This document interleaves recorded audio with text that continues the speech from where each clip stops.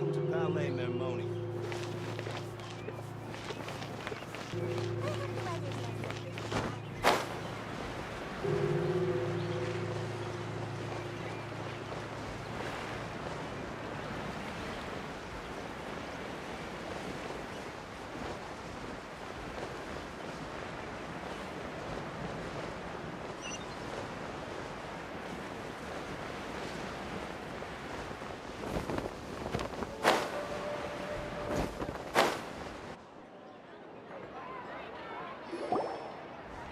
This is our current abode.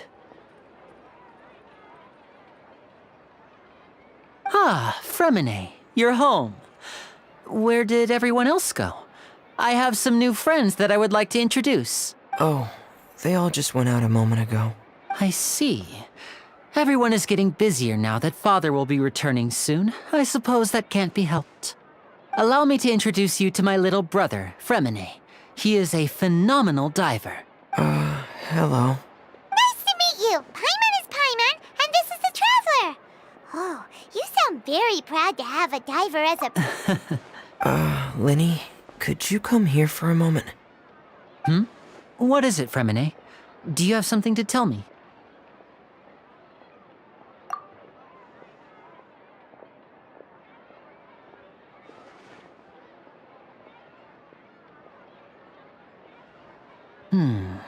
Okay, I see. Is everything all right? Oh, it's nothing. We were just discussing a little housework. Sorry for the interruption. Oh, before I forget, the Traveler and I collected more materials to make magic pockets. Were you able to get any, Fremine? Yes, I went diving and gathered lots of materials. I was about to give them to you. That's our Fremine, always quick with the underwater work. All right, I'll take these to the workshop.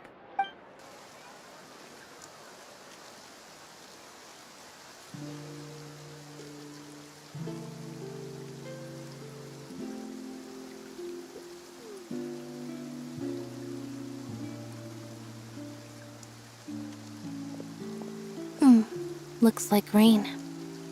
Oh, you're right. But wasn't it clear and sunny just a moment ago? I'm afraid that's just how it is here.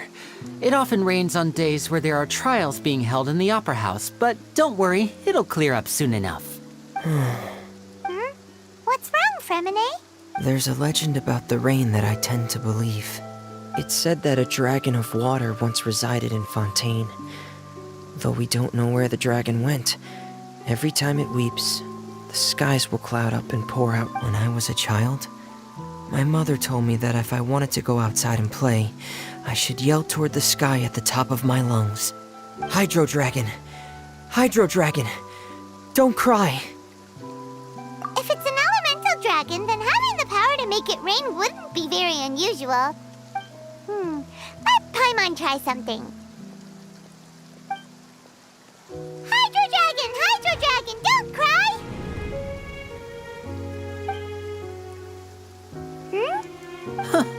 Doesn't seem to be of any use. It is just a legend after all. You know, you might be a more popular magician if you understood the concept of romanticism. Or could at least play along.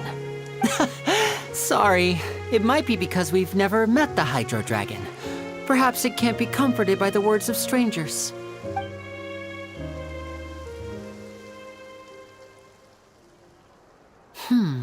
It rained for longer than I suspected. Oh, it's already getting late. Was there something you needed to do, Linny? Yeah, some preparations for the show at the Opera House. I need to find a way to catch the last aqua bus of the day. On the day of the performance, just ride the aqua bus to the island of Araneus. I'll have Lynette meet you at the fountain in front of the Opera House. Oh, are you leaving now? What is it, Fremine? I'm in a hurry. Oh, I get it. You feel nervous delivering the materials for the magic pockets, is that it? Perhaps we could trouble the Traveler to help us take these materials to the Beaumont workshop and deliver them to the owner there?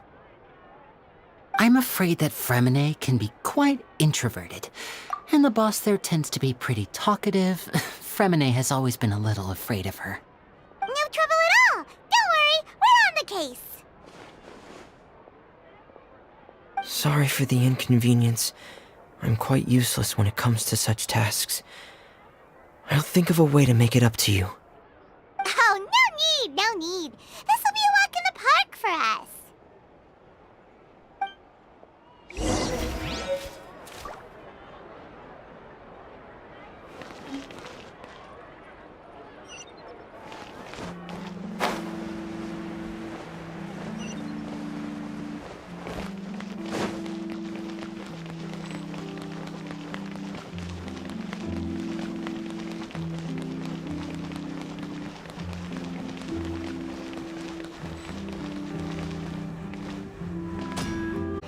What were they called again?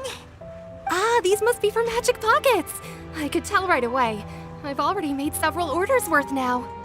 No need. They've already prepaid several batches worth. When they told me what they'd be using them for, I even offered them a discount. But they insisted on paying the full amount, saying that I had a business to run. It seems both their hearts and their pockets are made of gold. Whoa.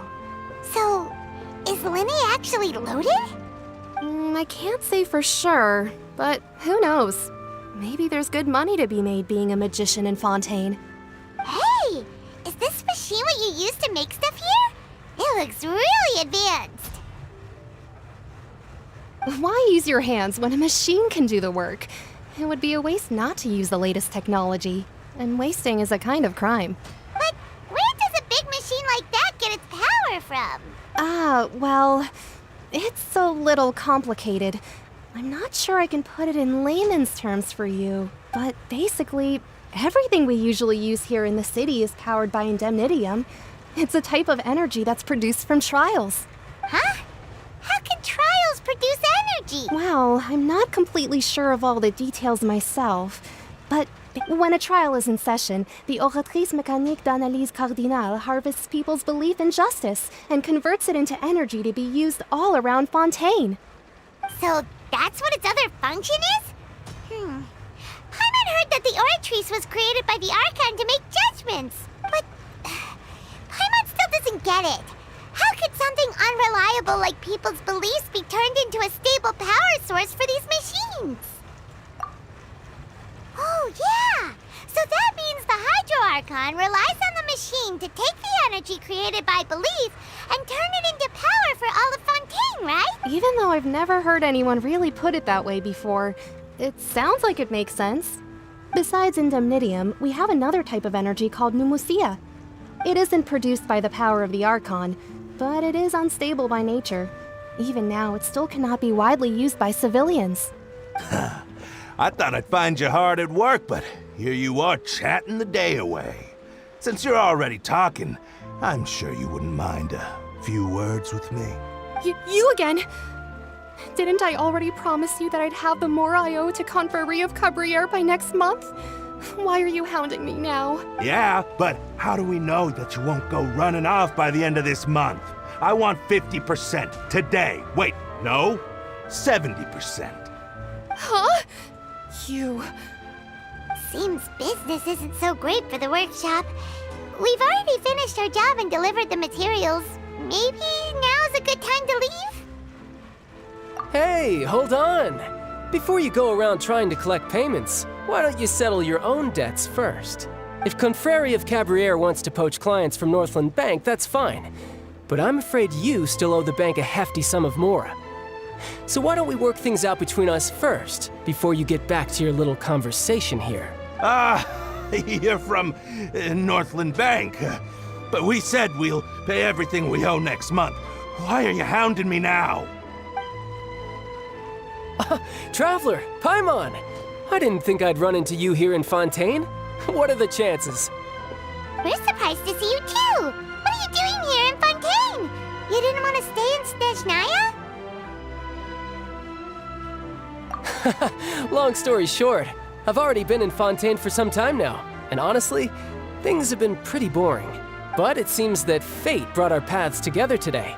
Not only will I have some good friends here now, but ones who always seem to find trouble.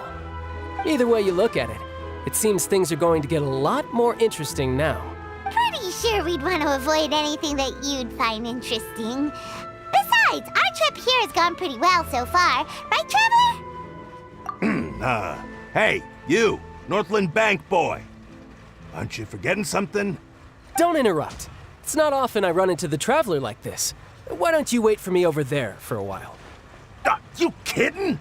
Aren't you the one looking for us? You really expect us to sit and twiddle our thumbs while you catch up with your friends? Listen to me, boy. If you want your Mora, fine.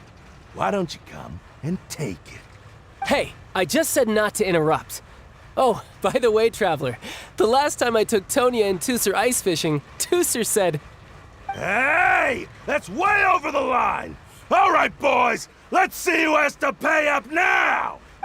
Can you at least let me finish one sentence? Fine. Though the bank told me not to get rough with our clients, you're the ones who started it. This is an act of self-defense. You two will have to be my witnesses, okay? I'm sure this won't take long.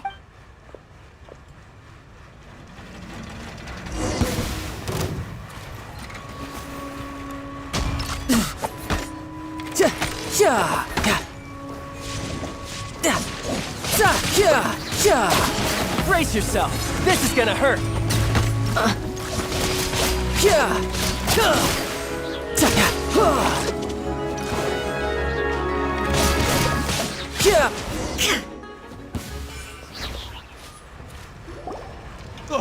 What's your deal, Brad?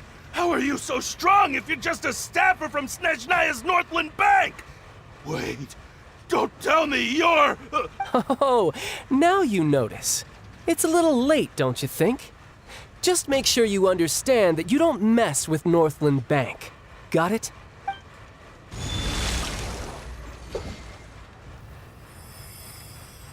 Huh? Now's my chance!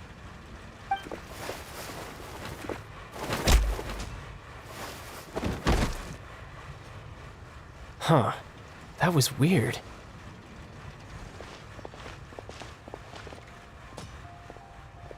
I'm not sure. It's as if I suddenly lost control of my hydro powers when I needed them. Maybe there's something wrong with my vision? Strange. How could that happen? First time Paimon's ever heard of someone losing control of their vision. Never mind. It doesn't matter. If I want to stay sharp, I shouldn't be relying too much on my vision anyway. Besides, I always have my delusion in case I need it. So what are you doing in Fontaine, child?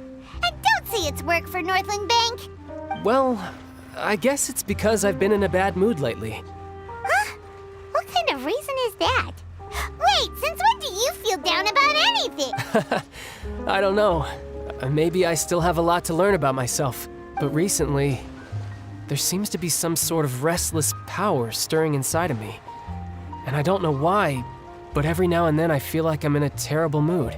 Maybe you losing control of your vision just now is connected with that power you're feeling inside. That is a possibility. I can't remember if I ever mentioned it before, but when I was 14, I fell into some unknown abyss. It was during that time I learned nearly all of my abilities. The one who took me under her wing and taught me was named Skirk. She was always quiet and very mysterious. Nobody knew where she came from or what she had been through, and she was always very strict when teaching me combat techniques. One time, I asked her why she was willing to take me on as an apprentice. From what I could make of her answer, it was because I had awakened it, and traces of it remained on me. She said that all my combat training would be useful in the future. But what is it? What did you awaken? She never explained that, but my guess is that it's related to a dream I saw when I had just fallen into that abyss. In my dream, I was in the deepest depths of the sea, and the boundless seabed was all around me. But in front of me appeared a whale that was so massive, I felt like I couldn't breathe. A whale? Oh, that sounds familiar! When we fought against you before, you summoned a huge whale that seemed to leap at us. Is that the one? That's just an abstract form of a whale that I create using my elemental powers. It takes that shape because the scene I dreamt of the whale has always been stuck in my mind. I'll never forget it. So you used the whale as inspiration for one of your moves? Huh. Seems a little twisted to Paimon. So why don't you just go ask your master? Maybe she knows the answer. You make it sound so easy. Ever since the incident I experienced there, I've never stopped searching for Master Skirk and that unknown abyss. But it's been years now, and I've still found nothing. There isn't even a trace of the place where I remember falling into the abyss. Oh, it sounds like some kind of ghost story. Yeah, I'm out of leads at this point, but there's nothing more I can do. It seems that strange encounters in this world tend to be elusive like that. Oh, seems the time really flies when I'm talking with you. I just remembered I have somewhere else I need to be, so I should get going. What?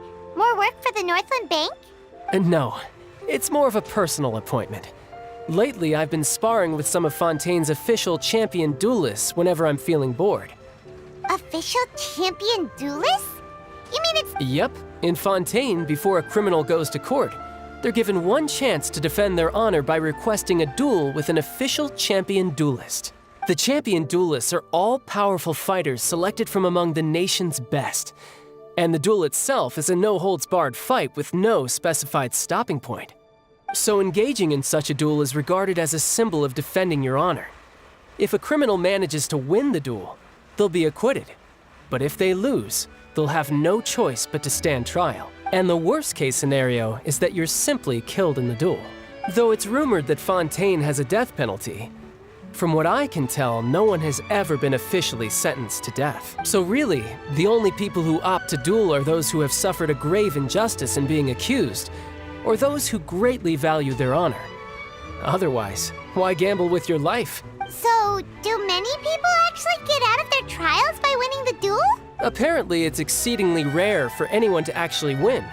Fontaine probably enacted this system as a way to show that the nation respects the honor of its citizens. Besides, none of the champion duelists are to be trifled with, which is exactly why I was itching to face them as soon as I got to Fontaine. Apparently, the one I'm meeting today, Clorinde, is the strongest of the champion duelists.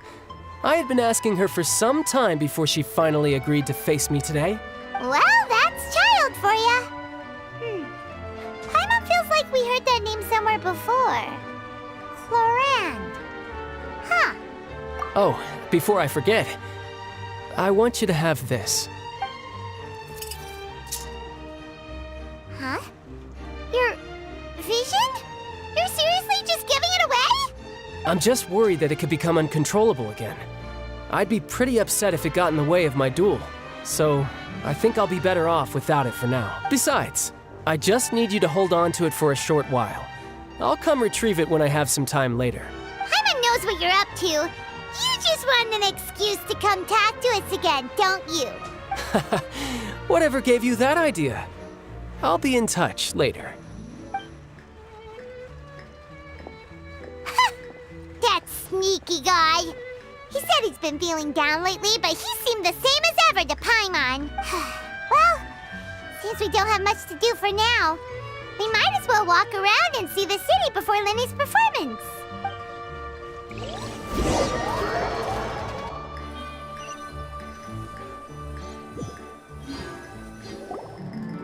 Wow! Who could have seen that coming? The reporter who was barely around for most of the story was the murderer all along!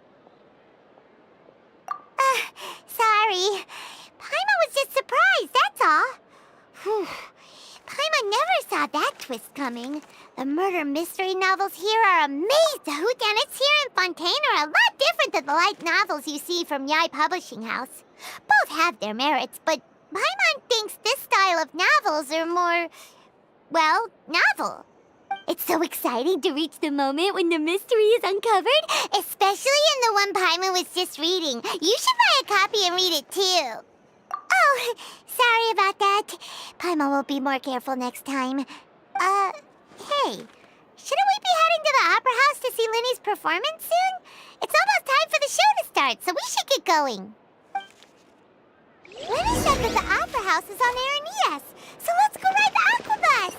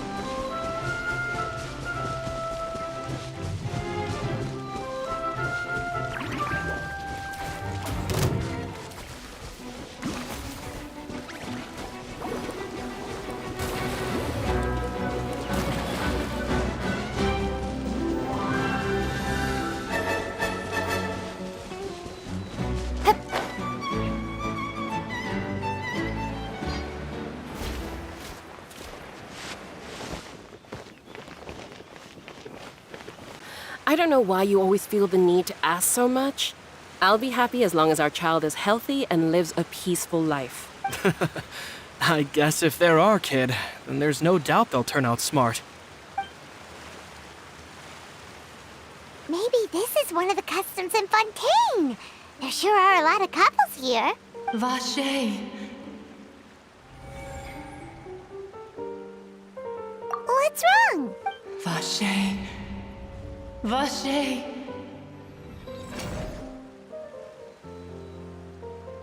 No, Paimon didn't say anything. Are you hearing things? Welcome to the Fountain of Lucine. All the water flowing through Fontaine converges here. It's customary for newlyweds to come here and wish for children. Ah! Lynette! You scared Paimon! When did you get here? Lenny asked me to wait here for you, remember? Right. What do you mean? There are a lot of people here right now. Hey, you're not trying to scare Paimon, are you? Besides, it's the middle of the day. It's not the time for eerie things. I see. I might be able to tell you something that could help explain the voice you heard. In fact, you might not be imagining things at all. I suspect that what you heard is a result of your hypersensitivity to the hydro element. Others in my family have had similar experiences. It's because of his sensitivity to the hydro element? But what would hearing a voice have to do with elemental power? When do you cry, Paimon? Wait, what? What does that have to do with anything? Just answer me. When do you cry? When Paimon's really sad? Oh, and when Paimon's super happy. Oh, and also when Paimon's really, really scared. Then you should understand that tears contain your most intense emotions. Like I just mentioned, the Fountain of Lucine is where all the flowing water in Fontaine converges. Even the tears that fall to the ground will eventually gather here. So maybe what you heard was the intense emotion coming from someone's tears. So, what did the voice say? If you were hearing their emotions, then Paimon wonders what happened to them. Rather than worrying about them, we should worry about my brother first. Don't let that calm look of his fool you. He tends to get pretty nervous just before a performance. So chatting with Lenny might help him relax a little before he goes on stage. Oh, right. That makes sense. Let's go in and see Lenny.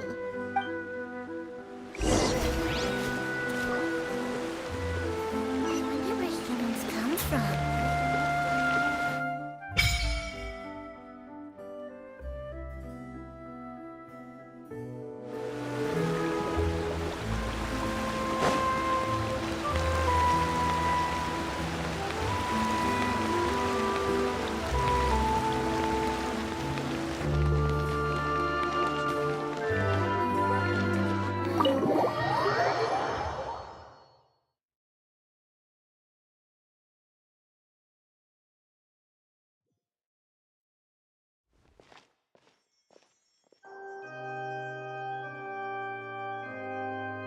Traveler and Paimon, good to see you.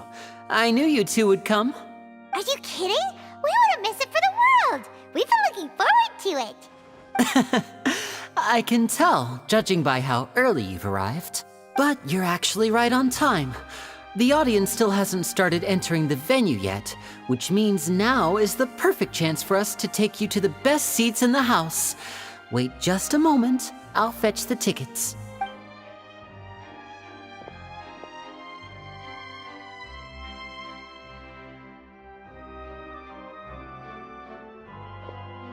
The Opera House has assigned seating, so you always have to make reservations. I've already reserved your seats, and here are your tickets. Ooh, front row seats! Thanks, Linny! Don't mention it. There's no need to keep thanking me. Hey, Linny! Could you come over here and take a look at this? Oh, I'll be right there. Seems there's an issue with the stage props over there. That's Cal, my assistant, calling me.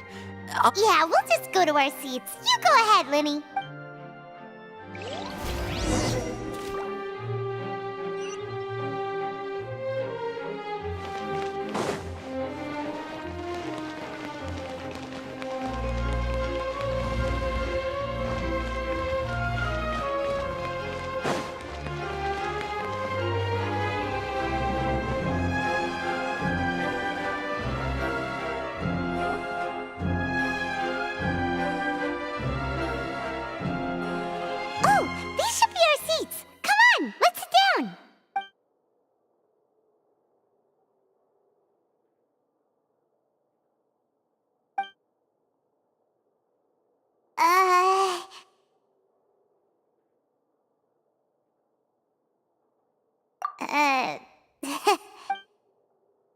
Hey, Traveler.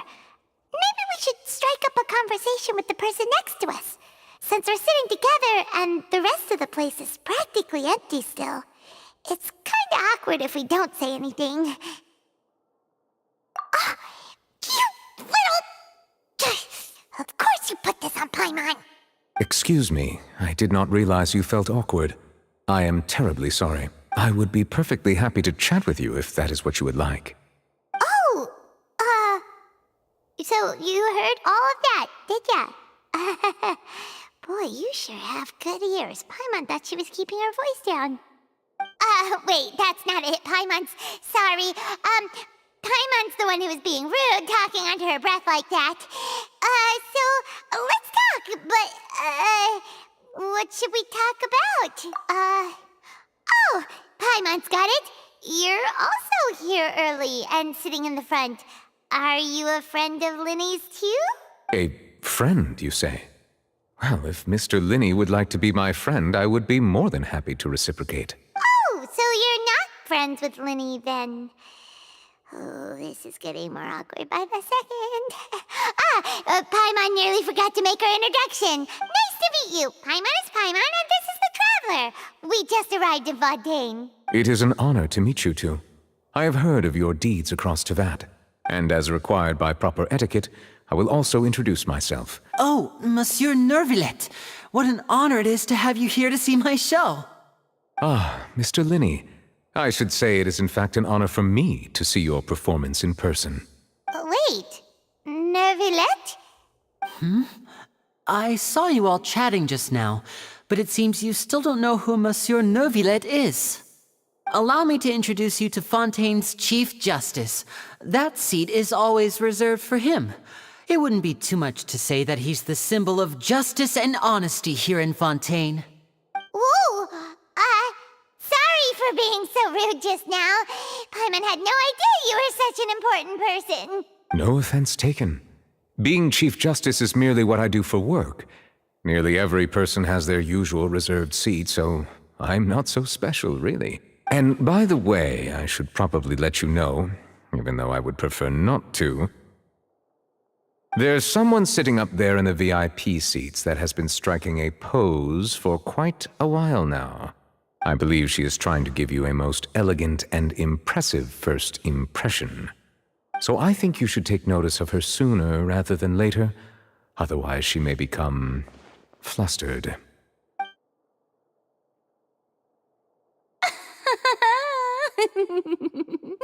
Huh? Oh, it's Farina, the Hydro Archon. Huh. She sure has a smug and satisfied look on her face. Guess she has no idea that you saw right through her act. Very good. That is for the best. No need to pay her any more attention. We may now enjoy the show. Huh? So is this what things are like between the Chief Justice and the Hydro Archon? All right, please wait just a moment longer.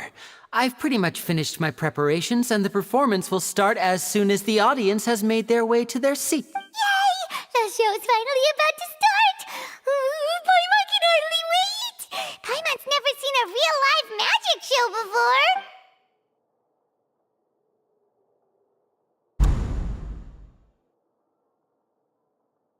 Ooh! They're dimming the lights! The show must be starting! Sorry. Paimon will try to stay quiet. Welcome, one and all, to the Opera Epiclese. I am the star of today's show, Linny. And over here is my sister, Lynette, who will be working as my wonderful assistant. Please, let's give her a warm welcome. Hello, everyone. I know she may seem to be a little sleepy right now, but that's just a sign that she's nervous. Whatever. Now, some of you may be thinking, two vision holders who can freely manipulate elemental powers performing magic is not true magic at all. So, I would like to take a moment to assure you that elemental powers will have nothing to do with what you will witness on the stage today.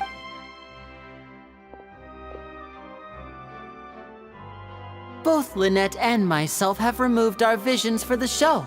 That way, even the gods won't be able to help us. Oh, good point. That's what makes the show real magic. Now, without further ado, let the show begin. Lynette will now exit the stage to make some preparations. I know you might miss her, but don't worry. She'll be coming right back on stage momentarily.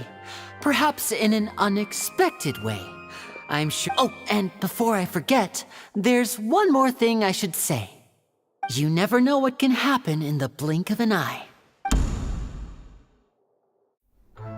A magician's greatest skill is making things disappear or appear. The possibilities are endless.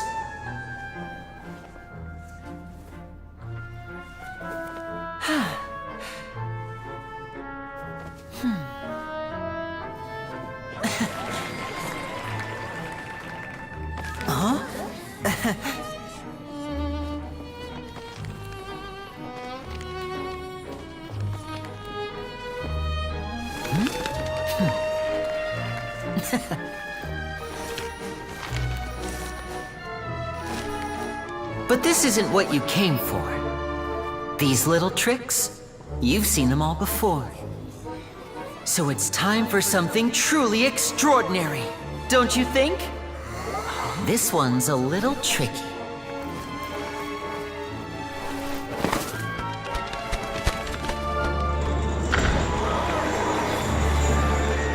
Using this water tank, I shall make my sister vanish completely, right before your very eyes.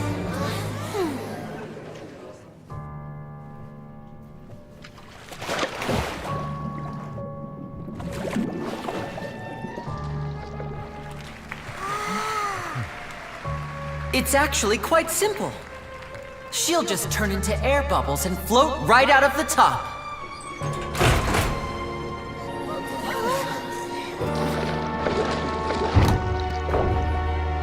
Oh no!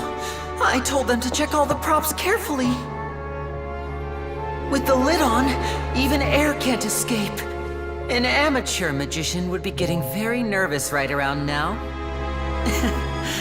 Luckily, it's me on stage, so let me show you what a true virtuoso can do.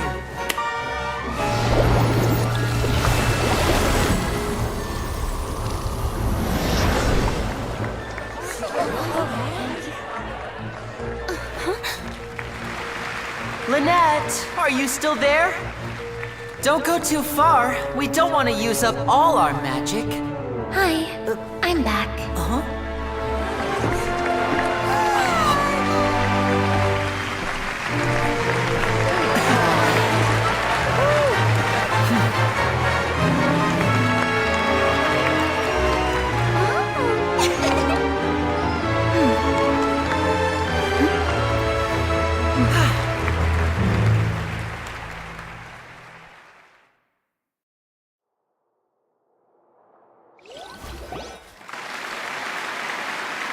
Whoa! What in the world just happened? How did he do that? Hyman didn't seem to do anything.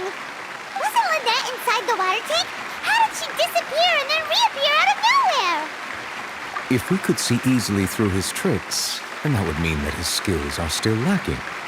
To appreciate magic, you should focus on the show happening on stage, rather than getting caught up in trying to see that which has been intentionally hidden. Guess you're right. Hyman couldn't believe her eyes when Lynette reappeared. Amazing! Thank you everyone. I'm glad you enjoyed that performance. But our magical journey has only just begun. I've prepared even more astonishing surprises for everyone here. The magic of transformation and disappearance can go far beyond what you've just seen. I'm sure many of you are thinking that escaping the water tank was impressive enough. But Lynette is still my assistant after all. In which case, I have ample time to make all necessary preparations. So, for my next trick, I will require the participation of one lucky audience member. Please, if my assistants could bring out the magical boxes now. There are 2 boxes and only 2 boxes. One is here, and one is there in the aisle among the audience. I'm sure many of our clever audience members have already guessed our next magic trick. Our lucky audience member and I will each enter a magic box. After 1 minute, we will each emerge from the opposite box. Now please, everyone pay very close attention to the box you see here. Don't give me any chance to make a move. Wow! How's he gonna do this? Hey, do you think this is all magic tricks, or does Lenny have actual superpowers? The lucky audience member will be generated by this random number selector. It selects numbers entirely at random. Even I don't know who will be chosen to participate. Now then, let's begin. Let me see. Oh, row 7, seat 3. Congratulations! You now have the chance to experience magic firsthand for an entire minute. Please, come forward. My assistant will take you beside the magic box. I'm sorry, it might be a little cramped inside, but no need to feel nervous. We've carefully arranged everything for you to be as comfortable as possible. You don't need to do anything, but no matter what strange things may happen, don't come out of the box. If the magic is interrupted, who knows where you might end up? You might even find yourself in the Fortress of Meropide. Oh, okay. All right. Before I enter the magic box, there is one more thing I need to ask the audience to do. Could you all give me a countdown? Like this. 60, 59, 58. Just keep counting down. You can go a little faster or slower if you like. I won't be able to see anything in the pitch black box, so I'll be relying on your voices to know when time is up. Oh, and no tricks now. If you quickly count from 60 in just 30 seconds, then I'll be in a tough spot. Ooh! Paimon kinda wants to count faster after hearing him say that! No, that won't do. I think things are exciting enough in here as it is. Merely a consequence of my identity and personality. Do not worry about me. Just enjoy the show. Oh! Alright.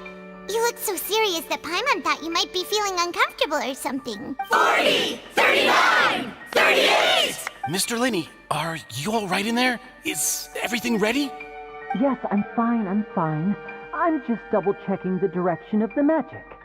It would be a disaster if we get sent to the wrong places.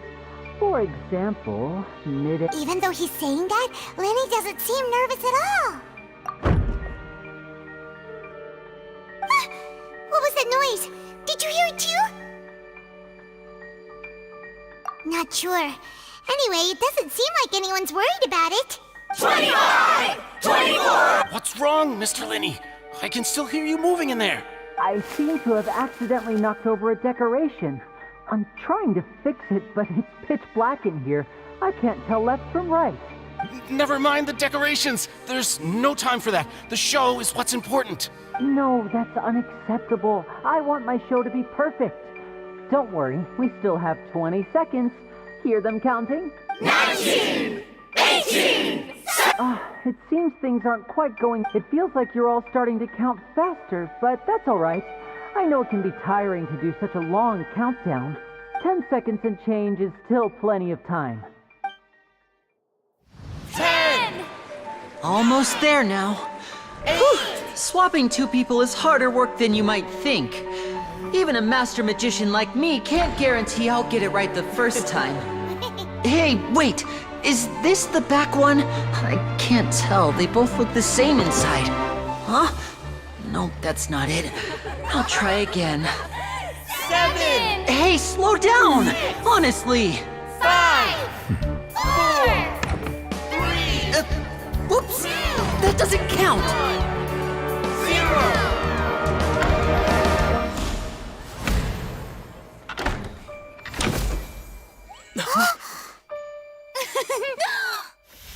Ta-da!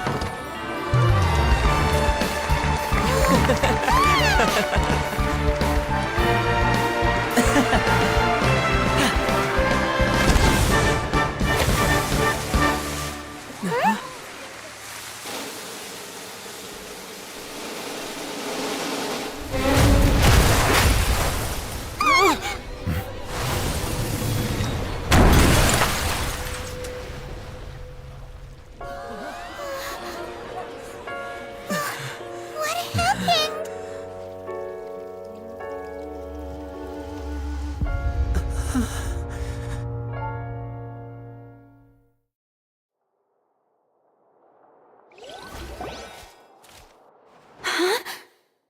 Is this part of the show? Mr. Linney, you're going to use magic to fix the stage now, right? What happened?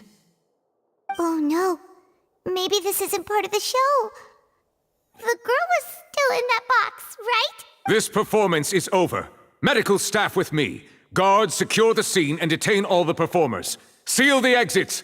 No one is allowed in or out at this time. Yes, that's right. If this was just an accident, then we must investigate the cause. But if this was all part of some scheme, then those accountable will not escape the judgment of the God of Justice! No need to be alarmed, you two. We'll get to the bottom of this soon enough.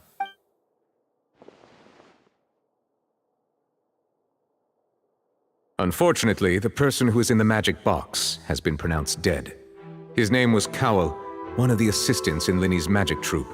Apparently, the fireworks on stage ignited the ropes that were suspending the water tank, which then caused the tank to fall onto the stage. As of now, we are still not sure why we found Cowell in the box, rather than the guest from the audience. And after an initial search of the area, the guards have confirmed that the girl is nowhere to be found. It appears that this incident was not merely some mishap with the performance, and there are many indications that it is connected with the case of the serial disappearances of young women. The serial disappearances case? That's the case that Charlotte mentioned before. I know the truth. I can see through the whole thing. Really, using such a shallow and obvious mystery as his finale. Did he really underestimate us that badly? I say that our powerful magician, Mr. Linney, is now the prime suspect for the serial disappearances case. Huh? Why me? This whole thing was an accident. Oh, this all occurred during your magic show, did it not? The missing girl disappeared after being chosen, did she not? The deceased is one of your assistants, is he not? Now that I think about it, that whole speech about magicians making things disappear was nothing more than a provocation, a bald-faced challenge. That can't be right! How can Lenny do this? He was in the box on the stage the entire time! We can even hear his voice! Besides, before the show, he told us that he would like to catch the criminal behind the disappearances! Save discussion for a later time, please. Lady Farina, may I assume that your comments just now constitute an accusation against Mr. Linney and his associates? And that I just think that well, I think it might be a little early to talk about formally pressing charges. But what Lady Farina said just now makes perfect sense. Looks like she's gonna personally deliver justice. A kidnapping and murder carried out under the cover of a magic show. Lady Farina said it all. I mean, of course, my dear people. But what excites me even more than the obvious truth before our eyes is the opponent I'll be facing. That's right. I mean you, traveler. You'll support Lenny, won't you? After all, he was the one who helped you the first time we met.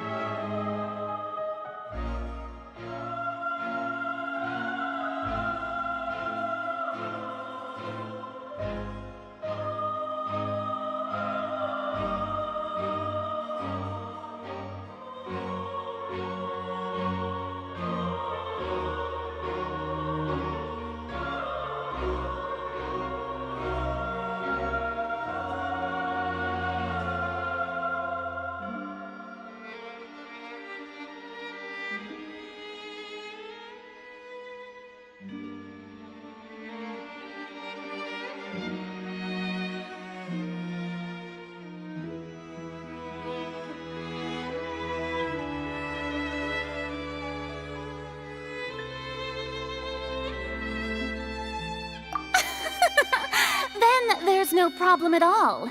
You know, the Traveler and I already had a duel the first time we met. But with Linny's help, our little duel ended in a draw. But draws really are the most boring possible outcome. So, no more draws. Between the two of us, there must be a clear winner and loser. And what better place to hold such a riveting showdown and decide the true victor than here, on the grandest of stages, the Opera Epiclese. Huh. It wasn't a draw. She obviously lost last time. I understand. Charges have now been pressed, and as such, a trial is in order. Well, Traveler, seems Lady Farina has set you in her sights. But putting her dramatic rhetoric aside for a moment, I would like to ask you, are you willing to act as Mr. Linny's attorney and defend him in this case? Very well. The trial will be held a day from now in the Opera House. Both sides may investigate the scene to build their cases and search for the truth. Linny and his troupe are all potential suspects and shall remain within the Opera House. The audience may begin to leave in an orderly fashion once they have been cleared by the guards. A day isn't that long. Let's see what kind of case this big-shot outlander can build in such a short amount of time. I'm really quite looking forward to hearing it.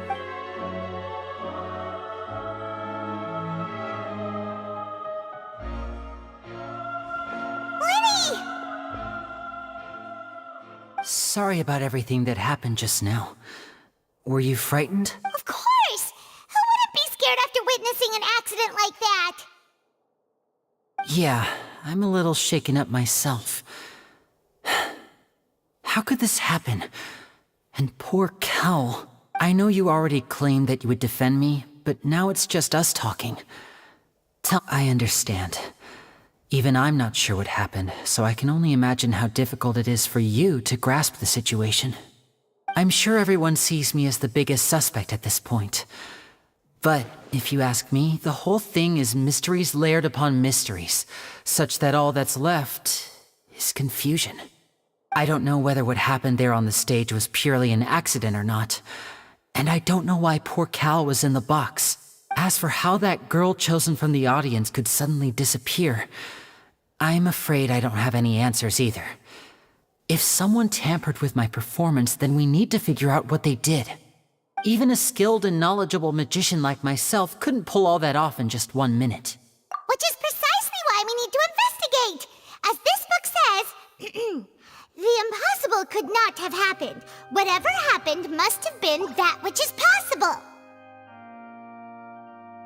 Paimon bought them when we were reading at the bookshop in the city earlier. Pretty cool, huh? Don't worry, Paimon used her own savings to buy them. It wasn't from our travel funds. I think they look cute on you, Paimon. You have good taste, Lynette. That's the right attitude.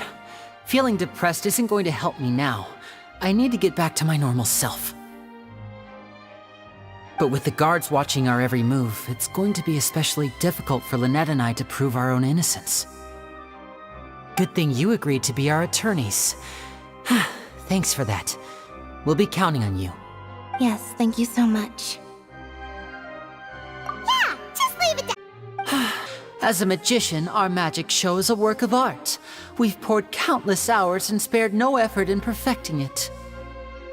But if revealing our secrets will help you uncover the truth behind what happened, then it will be well worth it. We should go somewhere else if we're going to discuss our magic tricks. We'll go speak with the guards, and in the meantime, you can go investigate the stage and the seating areas. All right, let's go have a look while the investigation teams are still here. Detective Paimon is on the case!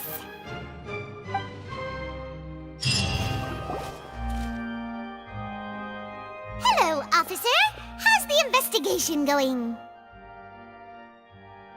I see. You must be the traveler that Lady Farina mentioned. Listen, I'll be perfectly honest with you. I'd avoid getting mixed up in this whirlpool of a mess if I were you. Huh? What do you mean? Come with me and you'll see. The deceased is one of Linny's assistants named Cal. Even though he hadn't joined the troupe long, he was hardworking and everyone generally liked him. The assistants are usually in charge of setting up and inspecting the props, as well as assisting with the show and keeping the crowd engaged. As you probably saw when you were in the audience, the water tank suddenly fell and smashed the box with Cowl inside it. This is the real mystery. We've already searched the scene and were unable to find any traces of the girl. However, if you look carefully, the box was positioned directly under the water tank. The ropes holding the tank were then burned by the pyrotechnics on stage, causing them to snap. All these factors lining up so perfectly makes it hard to see this as a mere accident. If anything, the more logical explanation is that the whole incident was intentionally planned, and Linny is the most likely person to have access to all these areas. But he doesn't have a motive! Are you both good friends of his? Well, you can't say we're good friends, but we've known each other for a little while. So in just a short time, he was not only able to win your trust, but even convince you to act as his attorneys. I know there's no such thing as magic. The real trick of a magician is holding the audience in the palm of their hand. I've seen a lot of cases, and I can tell you that people are the least reliable kind of evidence. Sorry, I tend to be pretty straightforward. Just know that I'm warning you for your own good. Anyway, you may investigate the scene of the crime yourselves if you're curious. Who knows, maybe you'll be able to come up with some new evidence.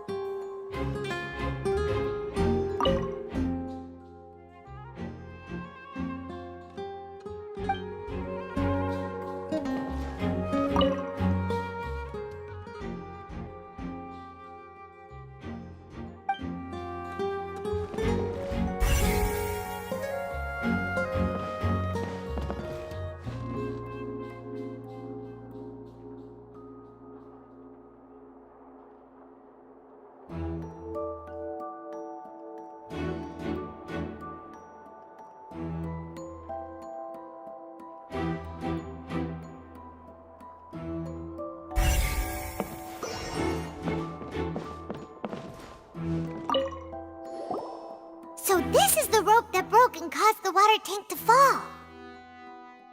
The rope looks pretty durable. How can it be burned through so quickly by fireworks? Why are you suddenly so serious, Traveler?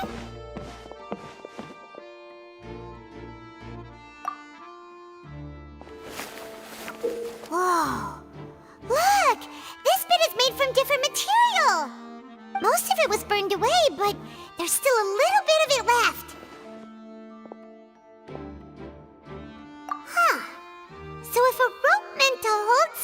was made with that kind of material in it, then that means...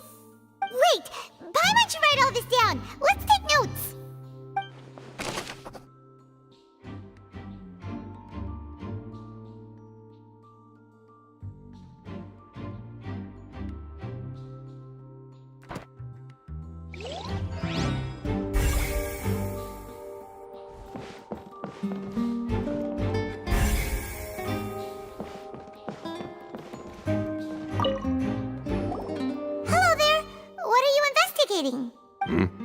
Oh, this location has also been cordoned off because the Magic Troop members are currently considered prime suspects.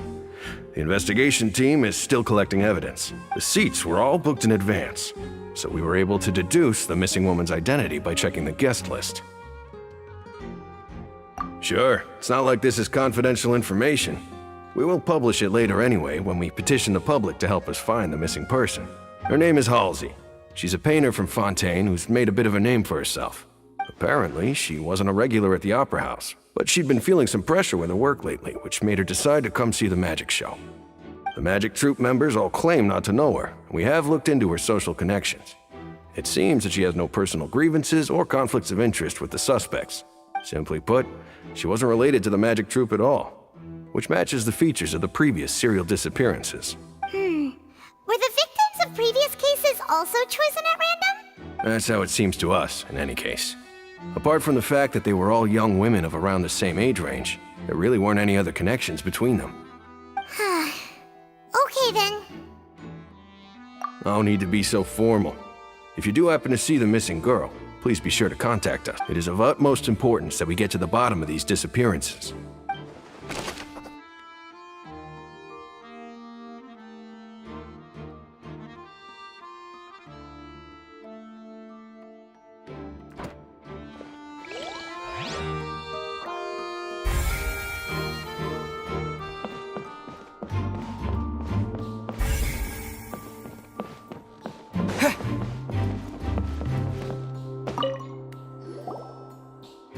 The investigation team has some new findings. Turns out there's an issue with the random number selector after all. See, I told you. What if the machine picked some big guy's seat? You think the murderer would have still made his move then? Sorry to interrupt, but we're helping Linny and Lynette with their side of the investigation. What were you saying about the number selector? There's something wrong with it? You're trying to help them? That'll be a tall order. Linny used the machine to pick a random member of the audience during his performance, right? The lucky girl that later disappeared. Well, we thought there might be a serious problem with the machine, so we had it taken away for further inspection. It turns out that the seat number it picked wasn't random at all. The machine picks that same number every time. I'm sure you already know that you have to make a reservation in advance to get a seat, regardless of whether it's a trial or some performance. In other words, Linny knew who would be sitting where from the very beginning. That much checks out. Linny reserved our seats for us too. Bet you see why I was saying it'd be tough to make a case for Linny.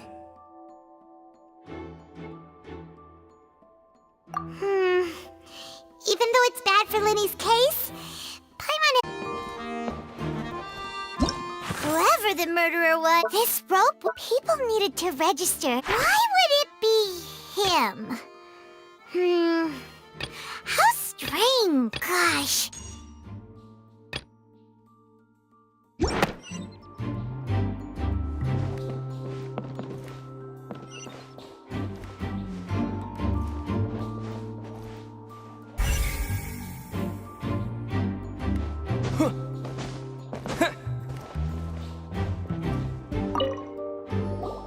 I see that you're investigating the area. Well, it just so happens that I'm interested too. If you find any new and interesting leads, be sure to share them with me, all right? We don't have too many thoughts yet. Then why don't I tell you my hypothesis first? The way I see it. And I'll start it with that loud thud.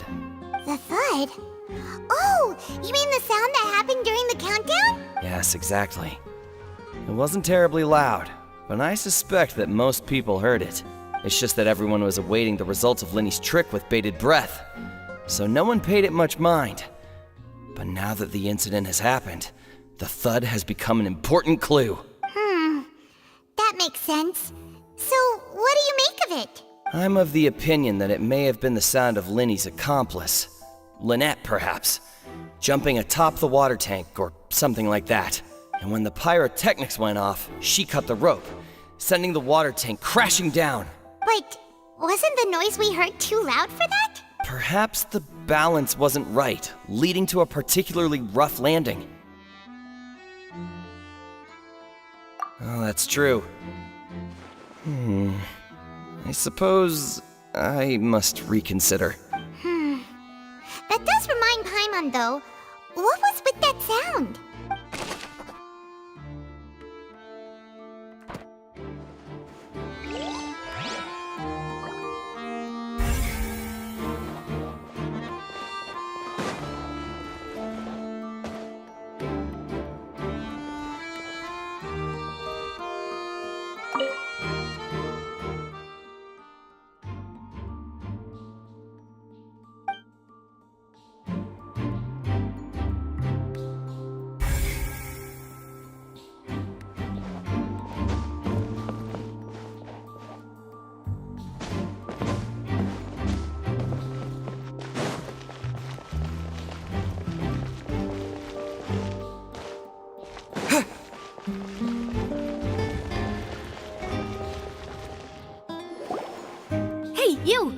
Yes, both of you. Over here. I've been keeping an eye on you for a while now. Huh? You mean us? That's right. If I'm not mistaken, you're also among those who wish to cut down the thorns and pursue the truth. No? And by the looks of it, you're not from Fontaine. Well, you're right on the more about that one, but who are you? Have you never heard of the Spina di Rosula? From mediating disputes and providing protection to solving conundrums, you name it, Spina di Rosula does it. And I, Navia, have the honor of being its renowned president. Though those who play by our rules call me boss. I'm Silver, her attendant. Pleased to meet you. And I'm Melus. Demoiselle's various daily needs and affairs are under my purview. Huh? Boss? Demoiselle? What gives with the names? Well, I am the second-generation president. Melus and the others are still used to my previous title. My apologies, Demoiselle. Should you prefer, boss, I will endeavor to use that instead. No need. You don't have to call me boss. Just Navia is fine. Okay, if you say so. Not that we're members of Spina di Rosula anyway. All merely trifling details. Never mind. Now, back to the situation at hand. That's right. I've always kept an eye on the serial disappearance cases. My interest stems from a matter back from my father's time. Judging from the look of things, I find Linny an unlikely mastermind. Really? We think so too! That's why we're looking for clues now. But how did you come to that conclusion? Intuition, naturally. My unparalleled intuition. Farina sure was quick to point the finger at Linny without any decisive evidence whatsoever, wasn't she? But that's not uncommon for her. If you remember, the Justice had to interrupt her and ask if she was pressing charges just to keep her from getting carried away. Anyway, a trial begins the moment someone levels charges. And, of course, there was no way Farina was going to back down in that situation. Sounds more like you just don't trust the Hydro Archon. Well, what's your opinion? I must admit that she can be interesting at times, but liking her doesn't mean that I'll blindly agree with her. All right, I've answered your question. Now, it's time you answer mine. Wait a minute, did that answer count? Well, I say it does. But don't worry, you won't hear any pointless questions from me. In your opinion, do you think it's right to treat a trial like it's an opera? Well? And why would that be? See, Silver and Melus? I told you they'd be different. Most astute of you, demoiselle. I too think that the traveler's response was most excellent. No matter how wonderful the script or how fervent the audience's expectations may be, the trials that go on stage here must be based in fact. And if that can be done, boss, then... All right, that's quite enough, Maloose. Anyway, I like your answer. You passed with flying colors. Now, I need to make some preparations, following which our joint investigation shall commence. You two shall be my assistants. Wait! Since when did we become assistants? Well, I can be the assistant, sure. Or your companion, if you like. I'm really not that fussy. That's more like it.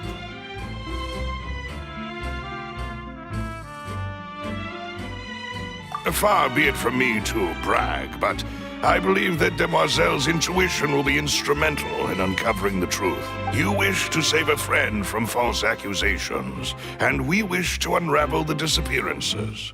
In this sense, our goals are aligned. You have a point. You're quite the talker, aren't you, mister? And what about you over there? What do you think? You seem like you've got something on your mind. I have nothing to add. Oh, alrighty then. We'll be making some preparations first. Just be sure to let us know if they start revealing Lenny's tricks. Why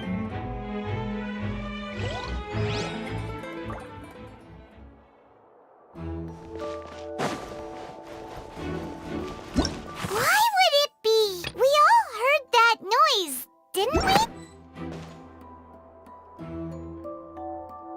Why would it be him?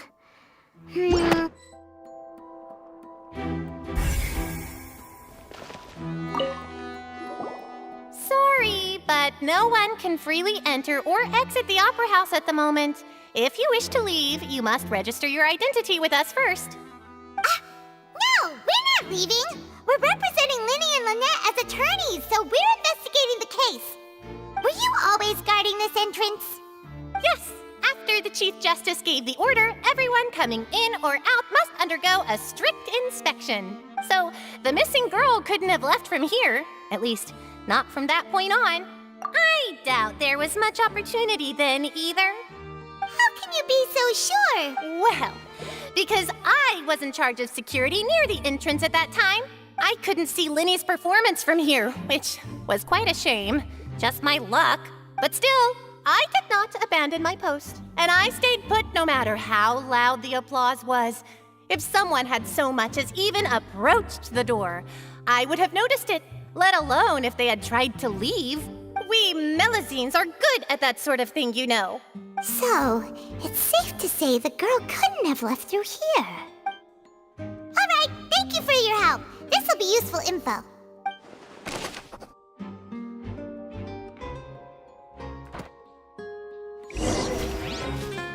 We've checked everything of note here at the performance venue. Grandma wonders how Linny's discussion with the guards is going. Let's go see, shall we? Ooh, things are getting interesting, huh? We're about to see... Understood. Then I will be going with you. Just so you're aware, I will be monitoring your actions and making notes as necessary.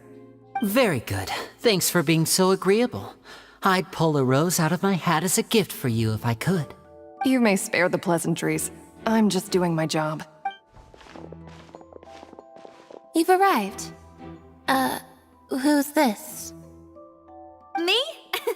I'm Spina di Rosula's guardian angel. If you've got a problem, I've got the firepower. Sorry, I got a little carried away there. Call me Navia. I'm a partner of theirs, and will be helping investigate this whole situation. And these are my companions. Would you mind if they join as well? Fine by me. Oh, new helpers? I would be most grateful. Well, let's just say we're tagging along. It's not every day you get to see the secrets behind magic performed on such a large scale. I appreciate your kind interest. Come with me. We'll be heading below stage. Huh? Below stage? Yes, a world of secrets is hidden beneath this magic box, prepared specifically for this switcheroo trick. But before I reveal everything, you should have a look first. Notice anything strange here?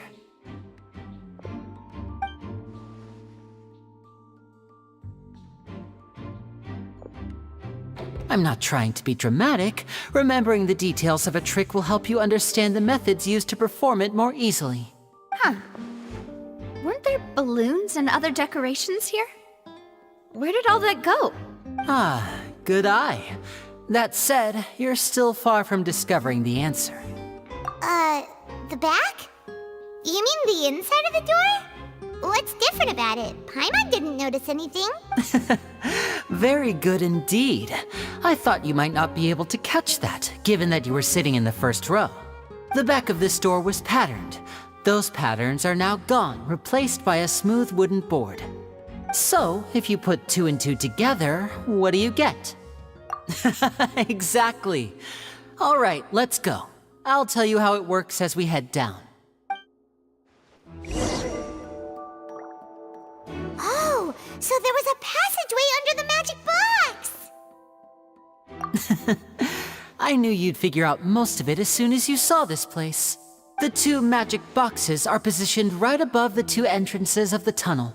See this flatbed trolley? The box with the lucky audience member in it would be shuttled over to the other side using the trolley. This trolley can raise and lower and even rotate, ensuring that the box will face in the right direction. I see. So that's the purpose of the box inside another box. Precisely. The inner box would descend after the audience member was put inside and be moved along the trolley, all while the outer box would remain on stage as if nothing had ever changed. So that's how you did it! Once the box was lowered, the trolley would store some energy through this device here, with which it would complete the rest of the steps. The audience member would only be able to feel some slight movements in the dark, and by the time she walked out, she would already be back on stage. Right! You were talking that whole time, and you even came out for a moment near the end! Ah, yes. A phonograph operated by Lynette was used to achieve that effect. My assistant and I had already scripted our conversation beforehand. When the countdown began, I had already gone to the opposite box via a tunnel using that ladder. And what about Lynette?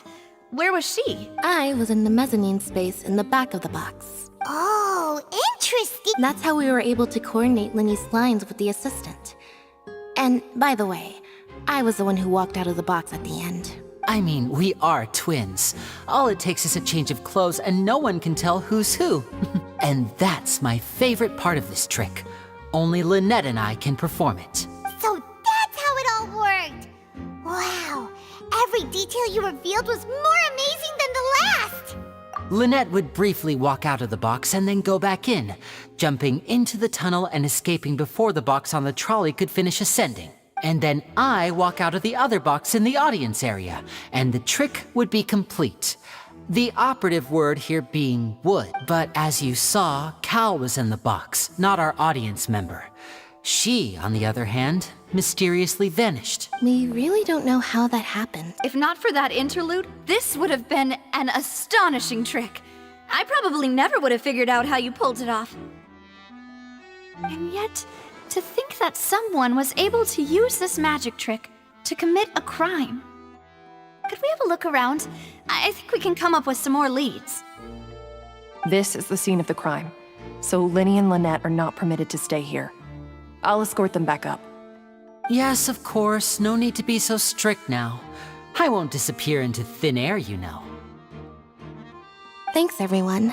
We're counting on you.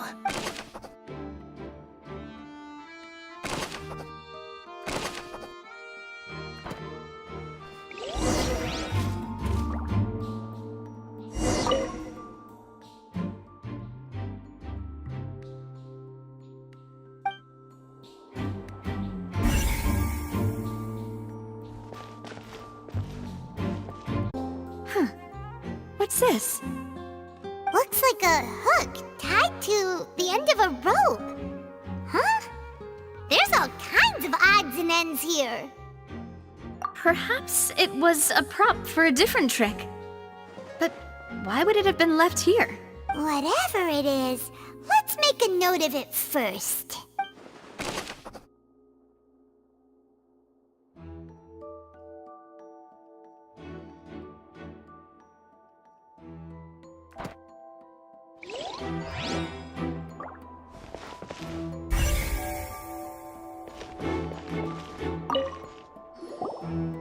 The floor is wet. Please be careful not to slip.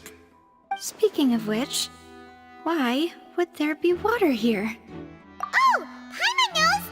It's one of those tricks where you pour water into a jug and then flip the jug over only for the water to disappear. And here's a broken vase. Huh. Did the trolley knock it down while moving? That can't be. The trolley moves along tracks from start to finish. It couldn't have hit the vase at this distance. Let's note this down too and think about it later.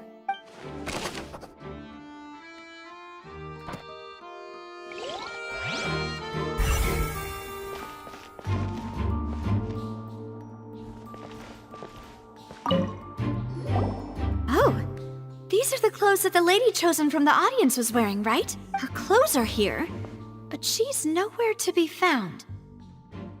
Right. And do you really need to do that if you're kidnapping them? Ugh, this is so confusing. Paimon doesn't want to be a detective anymore.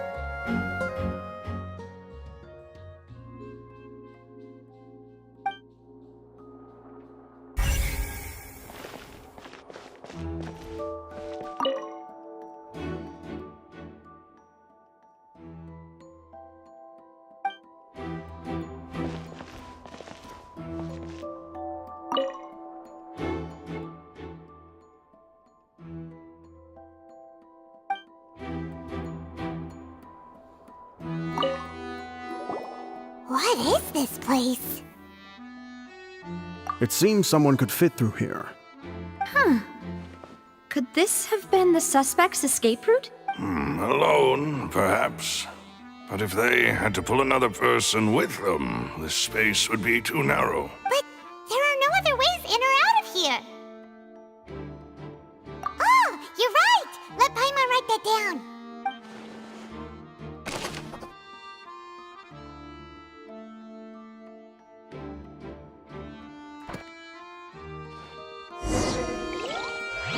Seems we're just about done investigating down here. Yes. Let's head back up.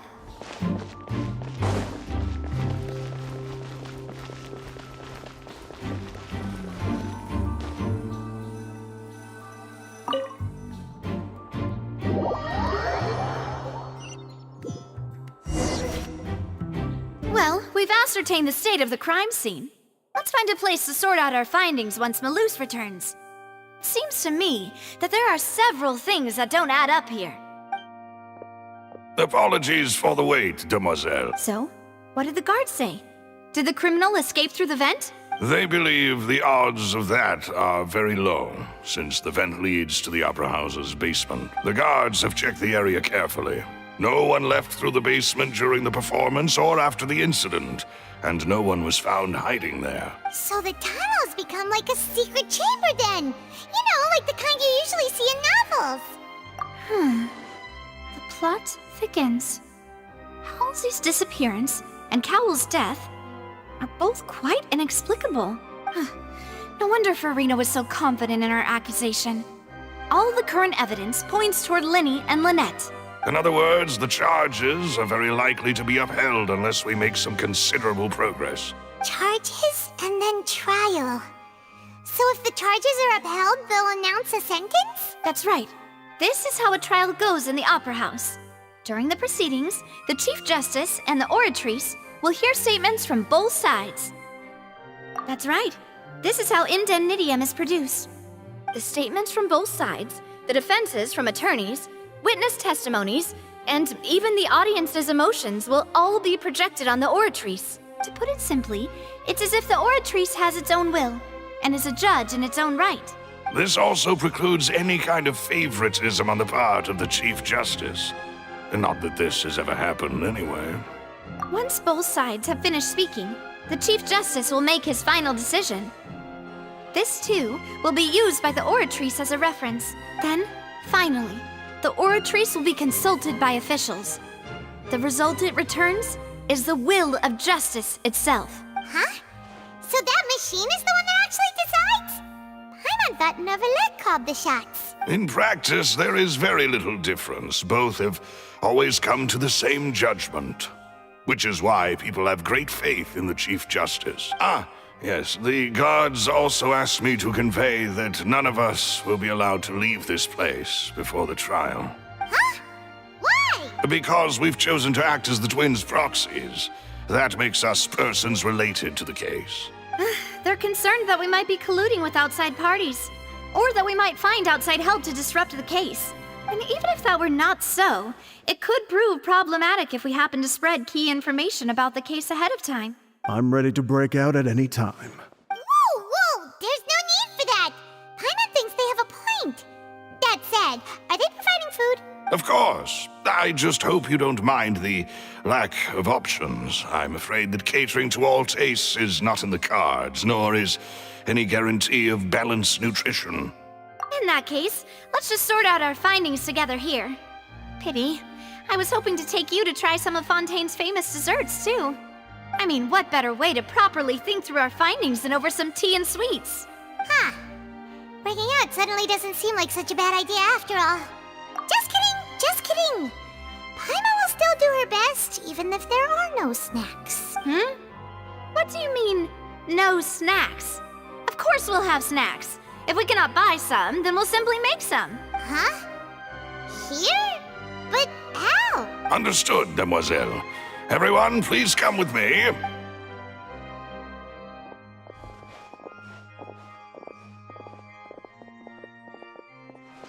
Wait, you're carrying a portable stove with you? Yes, I must be prepared to meet the Demoiselle's baking needs whenever the fancy strikes her. I have eggs, sugar, and almonds at the ready. Good work, you two. Then I'll get to it. Please sit tight for a moment. You'll get to taste my awesome snacks soon enough. These three are quite the interesting group.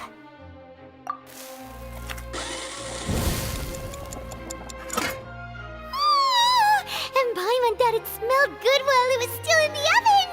Oh, it's even better now. Paimon can't stop drooling. From the way you had these two guys carrying all that stuff around, Paimon thought you'd have them do more during the baking process, but you ended up doing the entire thing by yourself. Beating the egg whites, grinding almonds, everything. I was applauding. And I was giving encouraging smiles. Paimon was just thinking, aren't you worried about getting your fancy dress dirty beating egg whites and baking like this? Well, I don't think it's carved in stone anywhere that fancy ladies can only read books, sip tea, ride horses, and play the piano. I just really enjoy making snacks. Don't underestimate beating egg whites, by the way. It's a real arm workout. You also need to beat them to just the right consistency, or your macarons will crack. Anyway, give these a try, fresh out of the oven. There's 3 for each of us. Only 3? Well, eating 2 to your head. You wouldn't be able to think clearly about the case on a sugar rush, would you? Tea is ready to be served as well. This is Demoiselle's favorite, strong black tea with a floral fragrance that clears the mind and lifts the spirit. No need for concern, I'm merely doing as I should. All right then, down to business. As Paimon mentioned previously, the tunnel seems to be something of a secret chamber. However, we can assume that Linny and Lynette were not alone within it. Some criminal also occupied its sealed confines. The magician twins could have committed the crimes, of course, but they lack any logical motive. Exactly! Why would they do such a thing right when everyone was watching? The flower vase and the thud we heard during the performance could indicate some altercation between Halsey and the criminal in the tunnel, resulting in the shattering of the vase, the discarding of her clothes, and her abduction. Perhaps the criminal thought that since she was chosen from the crowd, she would be too easy to identify if she was still wearing the same clothes. Paimon thinks that makes sense, but the real trouble is... True. None of the clues we found thus far support the existence of this third person, but the only people left to consider are both technically victims, whether it's the missing girl, Halsey, or poor Cowl. Huh. Could Halsey have secretly made modifications to the magic props in order to murder Cowl before making her escape? That's right. And even if she had tampered with the setup, she would need to understand the entire trick to pull it off. Nor does she have any motive. The guards said that she has never had any dealings with the magic troop's members. Were we not thorough enough in our search? From the sound of things, this is turning into an impossible case. Your macarons are amazing though, Navia. They smell great! They're nice and crisp and super sweet! They are my specialty after all. And I see you've already had 5 of them. What? 5? Oh, that can't be right. Paimon only counted 3, honest! Please don't worry about it. At my age, a few less sweets might actually be a good thing. No! Being greedy is one thing, but Paimon knows how to count. Besides, Paimon knows that if she ate too many, then others wouldn't have enough. Wait, even you don't believe Paimon? How could you? If Paimon ate those 2 extra macarons, then may they turn into stone in her stomach! All right, we get it. Well, I suppose one of us might have gotten too engrossed in our chat and eaten them by mistake. No big deal. Malus, set up the stove again if you would. Huh? What are you doing? Making sure everyone gets 3 macarons, of course. Exactly. We don't want to trouble you. As you wish, demoiselle. And I have the egg, sugar, and almonds. Well, this really is your hobby, huh?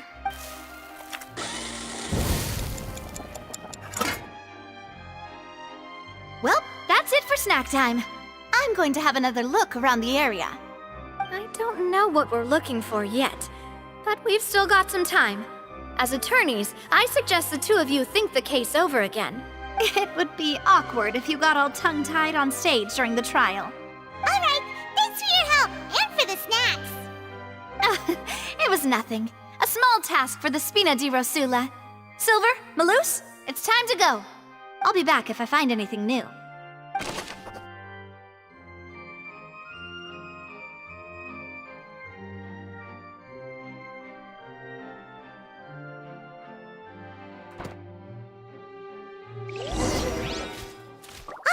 It's time to put our heads together. We've got to get our defense ready for the trial.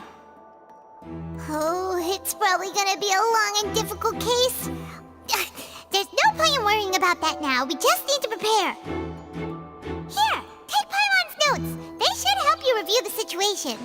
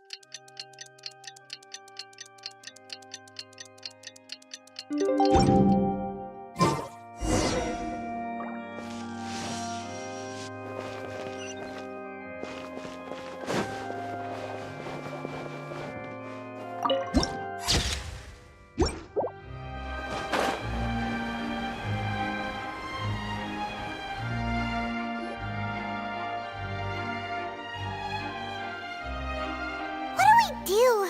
The whole situation is so confusing. Good plan. Impossible things don't just happen. We'll get to the truth one way or another. Just relax. Even if everyone else suspects Lenny and Lynette, At least we will be supporting them from the stands. Besides, I doubt Farina understands any more about what happened than we do. Thanks, Navia. Well, we'll be going then. Best of luck to you.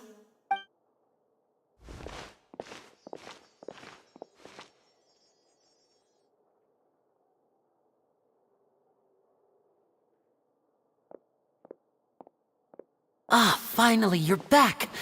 Well, how did your investigation go? To be honest, you might be disappointed. No. We're already very grateful that you were willing to help. Well now, don't you all look disappointed. Don't tell me that your investigation came up empty-handed. That was to be expected, of course. The guilty can never produce proof of their innocence. But don't let that stop you. I shall be terribly disappointed should you, my most anticipated foe, concede so easily. Since both parties are present, I declare that the trial regarding the magic show incident is now in session. Firstly, in order for the audience to understand the causes and results of the incident, could we please have Mr. Linney explain the trick?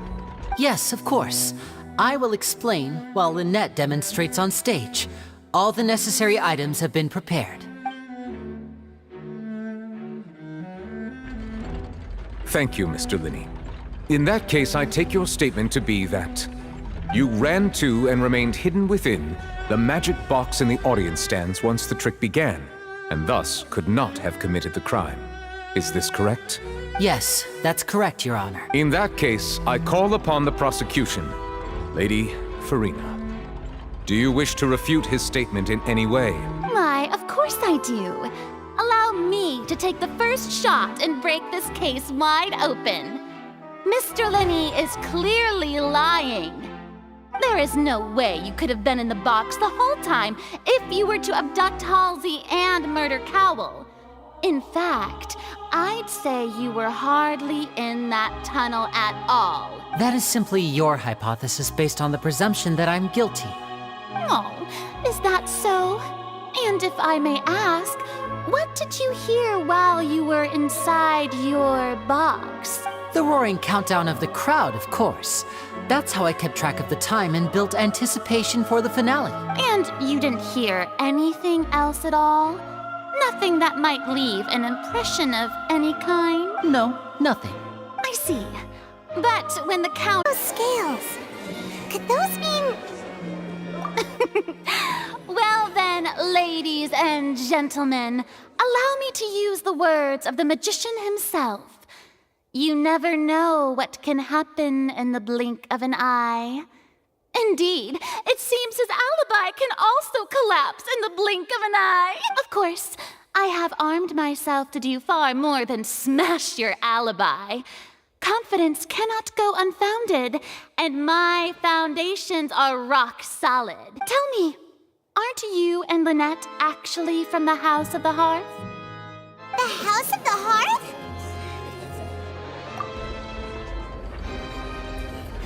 No wonder they did something like this. So the serial disappearances were the Fatui's doing. Now it all makes sense. I've got a feeling that what happened on stage probably wasn't just an accident. That's irrelevant. Our identities have nothing to do with what happened. Indeed. Then perhaps you could tell us everything that happened during that 1 minute. Your first priority is to prove yourself innocent after all. I'm sure there is little that needs to be kept secret now. Unless your script already has holes in it. The Outlander is speechless. My, oh my, don't they look flabbergasted?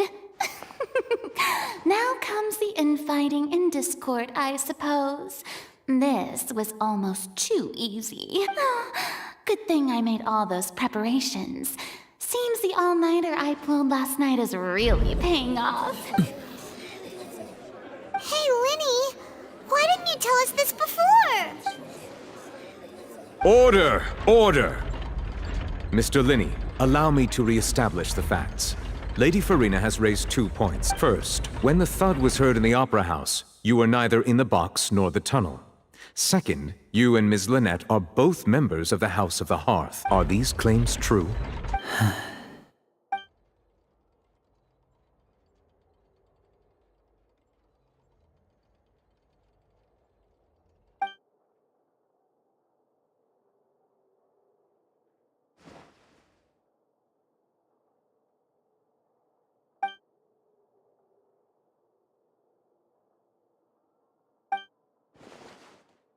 Please answer my question. I'm sorry.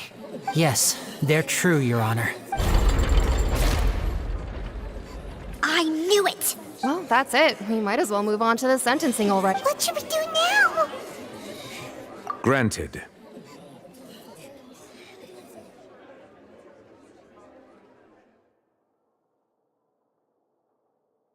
In that case, what is your request? Is that really necessary? They're already as good as guilty. The defendant deceived their own attorneys. What is there left to discuss? Order! Order, I say! Your request is reasonable, and we shall adjourn. This trial will reconvene in 1 hour. So you would stick to Mr. Linney's defense even after knowing what you do now? You certainly have more professionalism than I thought. In that case, my dear audience, let's allow the joy of victory to steep for a little while longer.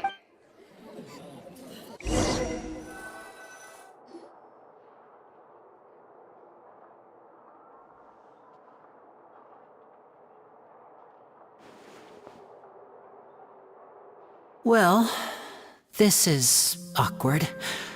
I didn't think the Hydro Archon would dig all that up. I'm sorry, Traveler and Paimon. Yeah, sorry.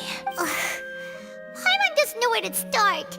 We trusted you two. We based our entire reasoning on the assumption that you weren't bad guys. Not to set the wrong tone or anything, but Paimon's really mad. I'm very sorry. I know you're angry, and reasonably so, but please, let me explain. I know you've clashed with the Fatui several times before. I wouldn't be surprised if just hearing the word is enough to make you upset. But our organization is very, very large, and the Harbingers have very different personalities and goals. Right now, we want to save people. As many as we can. That's right. I'm sure we're on the same page when it comes to this nation and the disaster that its people might face. I knew if it weren't for our respective identities, we could become good friends. That's why I didn't wish to flat out lie to you, but chose to hide some details instead. The truth is very important, but being completely transparent about everything would see us spending more effort than we need to. Right. So, you be the judge. Heck, if I were you, I fear that I'd even struggle to trust me at this point. You met a Fatus who works as a magician, a trickster by trade. All by coincidence, too. But still, I'm asking you to trust me. I am no criminal. At least, not in this case. Sorry. Please forgive us. Well, you both say that, but...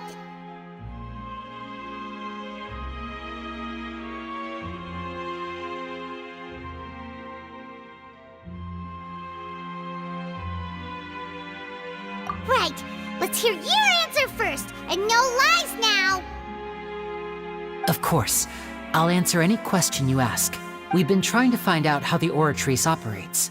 We want to know why it has a consciousness.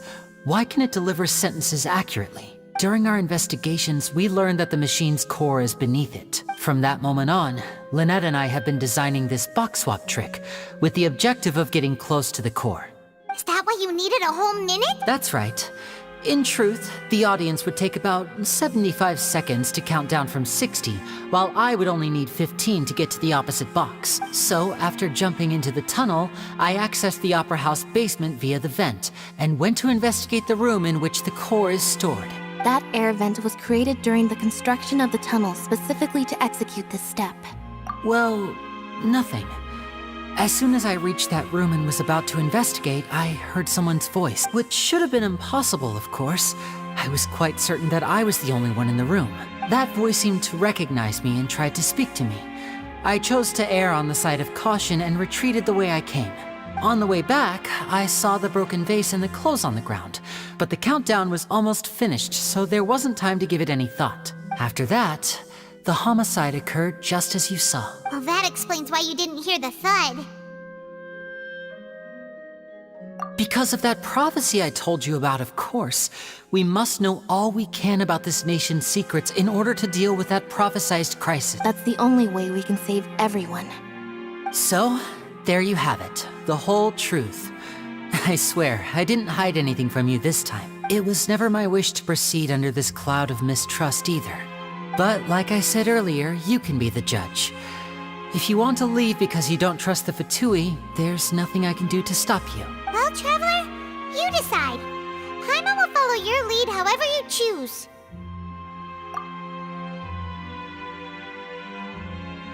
Okay. Thanks for giving us a chance. The current problem is that the scales are tipped pretty badly against you two. If we want to refute the Hydro Archon's accusations, we're gonna need a seriously watertight defense. Huh? Oh, Paimon thinks she gets what you mean.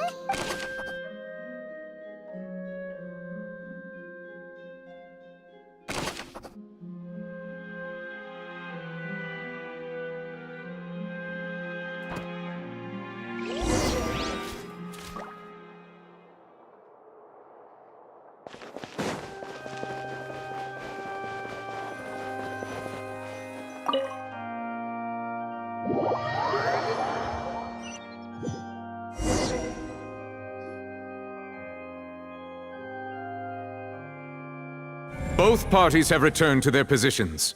Let us continue the trial.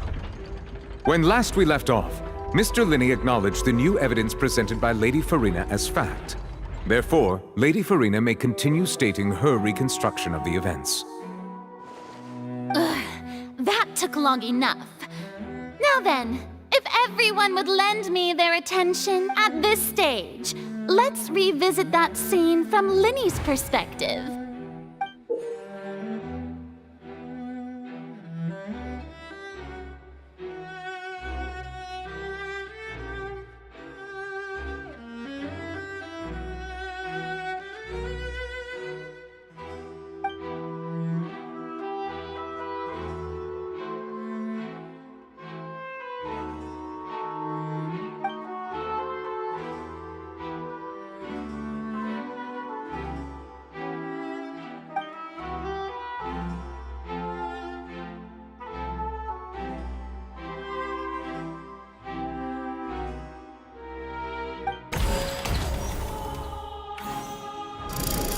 Countdown began, he entered the tunnel.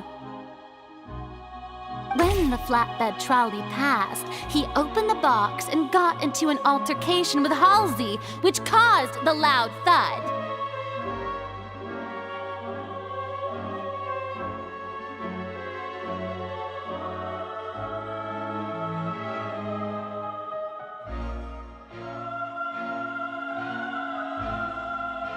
He did not realize that this sound could be heard by everyone in the opera house, which is why he claimed earlier that he could not hear the sound. Finally, he used the vase to knock her out, before making her change clothes to prevent others from recognizing her. At this time, Cowell arrived in the tunnel, having heard that strange noise, and caught Linney red-handed. So Linney proceeded to knock him out too before stuffing him into that box. Afterward, Linney passed the unconscious Halsey to his accomplice through the magic box in the audience stands, before operating the devices such that Cowell's death would be ruled an accident. And there you have it. That's the truth behind what happened. Does the defendant's side have any objections to Lady Farina's description of the events? The key to refuting Lady Farina is the order of events, what Linney experienced and what he saw.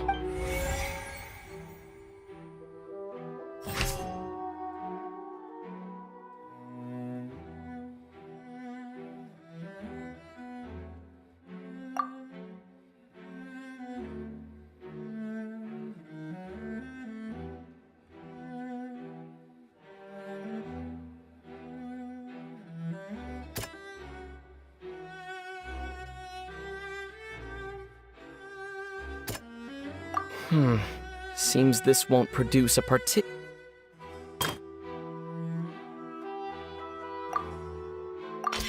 According to Linney, he left via the vent after entering the tunnel. He couldn't have had that altercation with Halsey.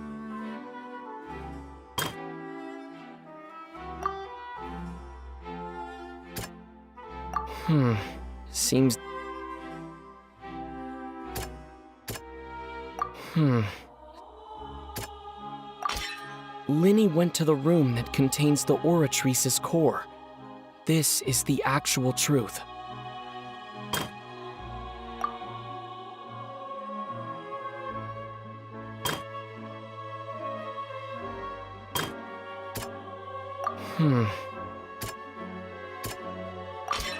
Linny did not take part in the underground altercation. He only witnessed traces of the aftermath. Attention! Ace Detective Paimon has something to say! When the countdown started, Linny did indeed go into the tunnel. But he immediately used a vent to access the Opera House basement, which is where the underground core of the Oratrice is stored. Once he reached that area, he heard a voice in what should have been an empty room. Since he felt something was amiss, he returned immediately. The crime scene had already developed by the time he reached the tunnel again. And in order to complete the magic trick, he did not remain there for any length of time.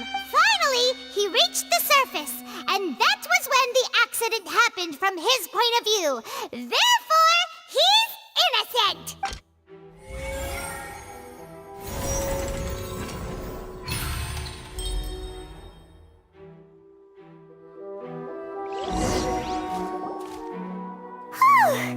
Paimon did it! Paimon actually managed to say all that! Wasn't it awesome? In other words, you believe that he knew nothing of the incident? That's right! My reasoning?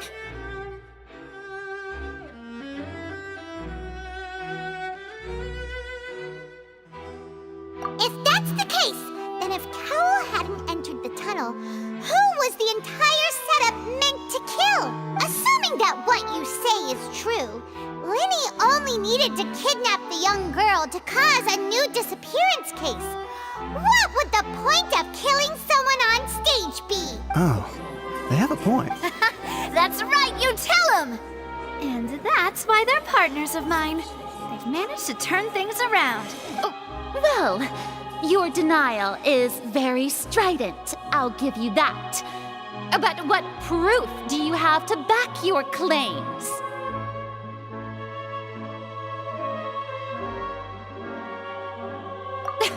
Of course I do. If he had been in the magic box the whole time, how could he have not heard that sound? Why do you... You're saying that he wasn't?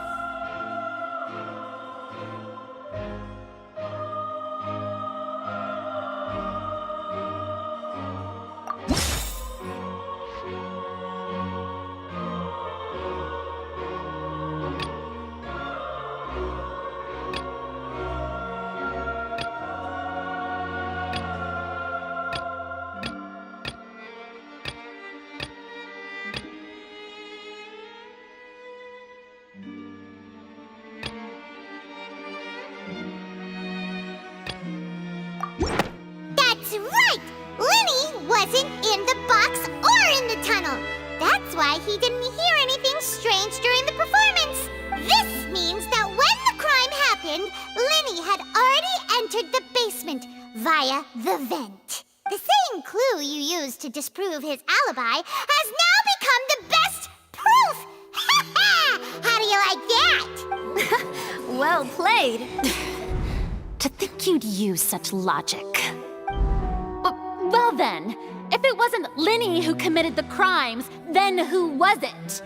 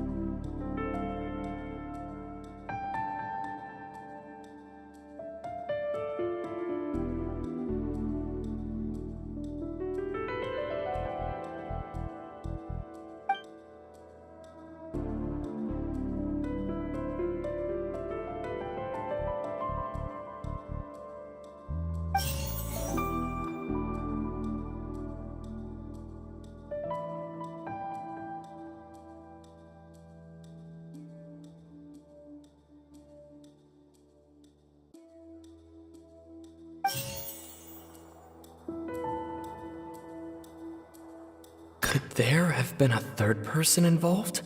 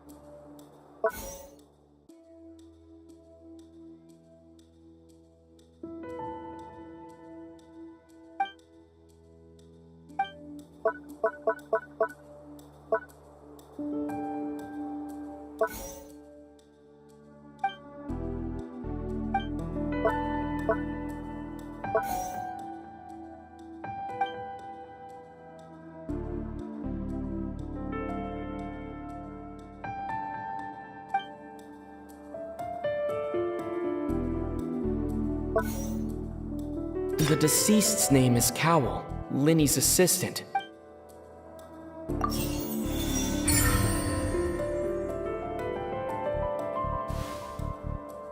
Huh? That can't be right. Are you serious?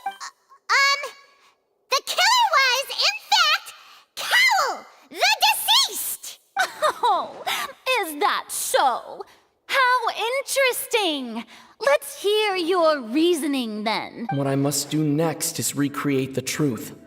What Cowell did, and how he went from would-be perpetrator to victim. No one entered or left the Opera House through its entrances. So where would the criminal have wanted to take Halsey? The deceased's name is Cowell, Linny's assistant. He would have been able to tamper with the equipment. Halsey's clothing was in the tunnel, so there must have been some fear that she would attract attention. The sound we heard may have come from a clash between the missing Halsey and the criminal.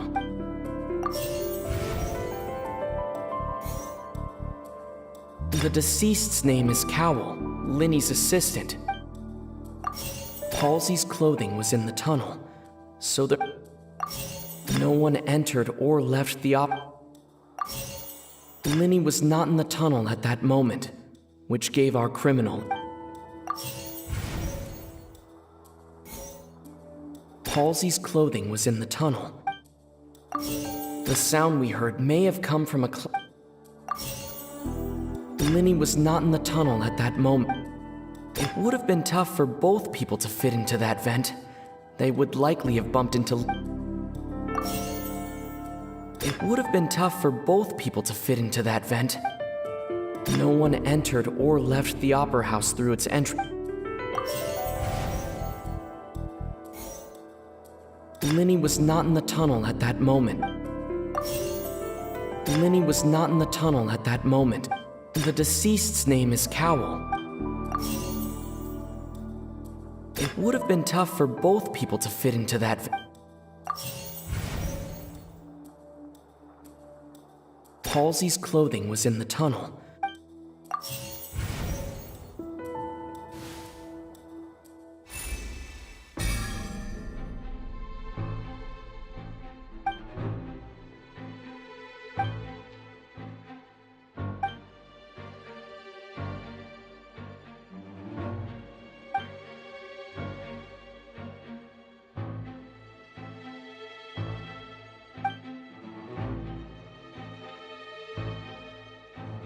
What's wrong, Traveler? Are you still having trouble figuring things out? I see how it is.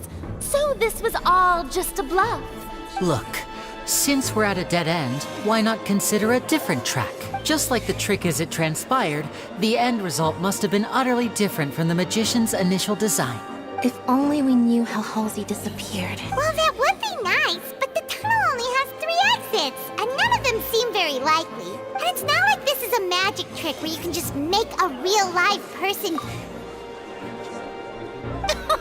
Excuse my interruption, dear opponents, but do you not see that the crowd is growing impatient? There is no greater sin in this opera house than an awkward delay in the performance.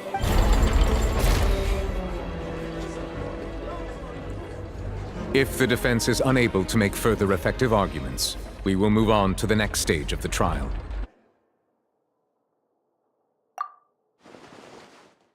Linny was not in the tunnel at that moment, which gave our criminal ample time. The sound we heard may have come from a clash between the missing Halsey and the criminal. The deceased's name is Cowell, Linny's assistant. He would have been able to tamper with the equipment. No one entered or left the opera house through its entrances, so Halsey's clothing was in the tunnel, so there must have been some fear that she would attract attention. It would have been tough for both people to fit into that vent. The vase was not broken by chance. It was used to cover important evidence.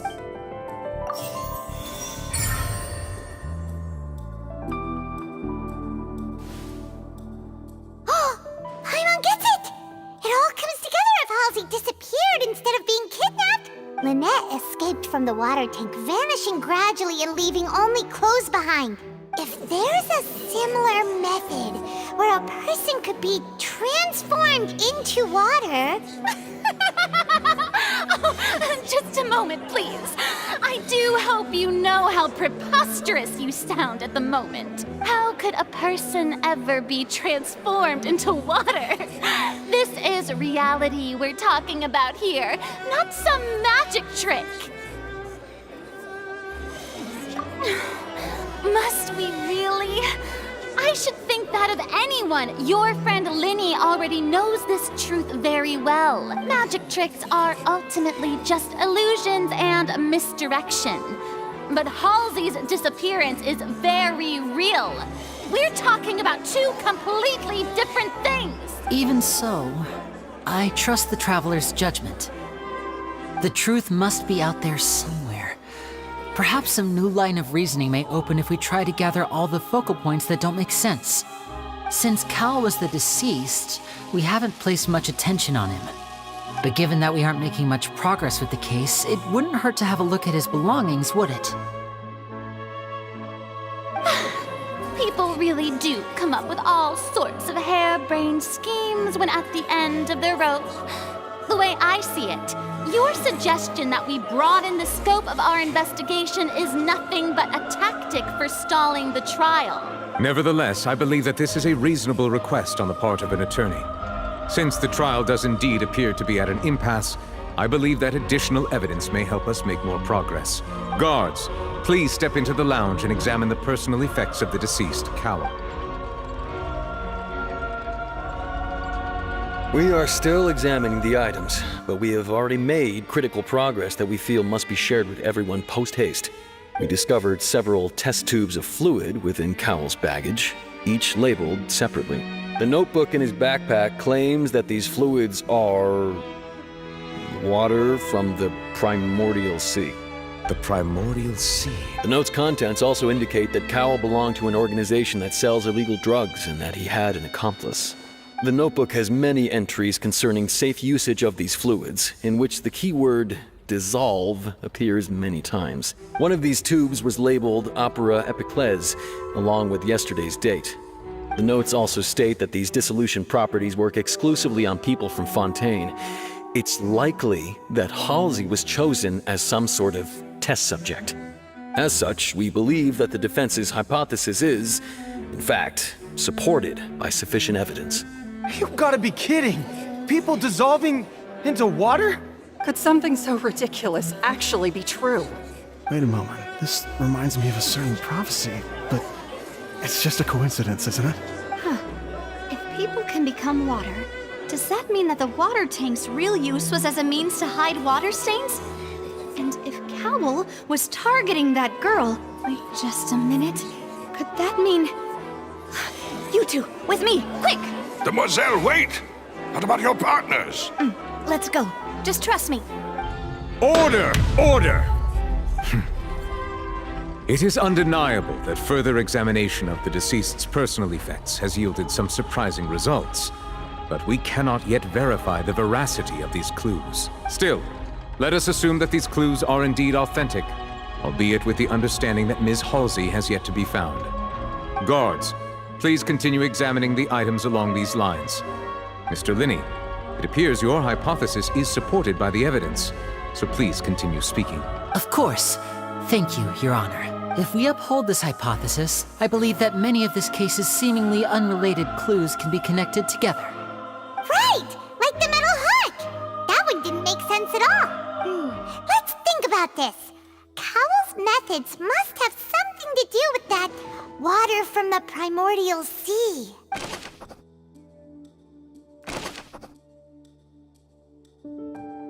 Now it seems like the hook rope was not meant for another magic trick, but was instead some form of triggering mechanism. The water from the primordial sea should already have been prepped before Halsey entered. Lynette was in the magic box on stage the entire time. Did she have something to do with this? I remember there was something else within the inner layer. The deceased's name is Cowell, Linny's assistant. The rope that held the water tank up was lit by the fireworks and snapped. As such, the focus here is on the water and not the tank.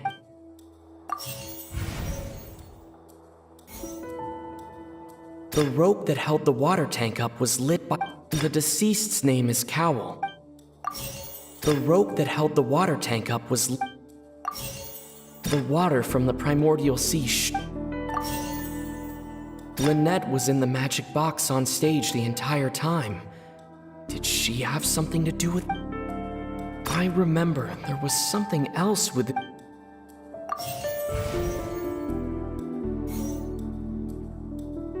Lynette was in the magic box on stage the entire time. Did she have something to do with this?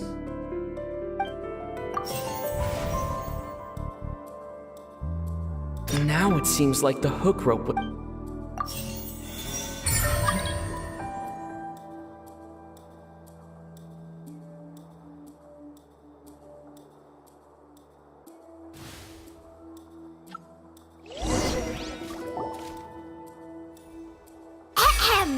It's Ace Detective Paimon's time to shine again!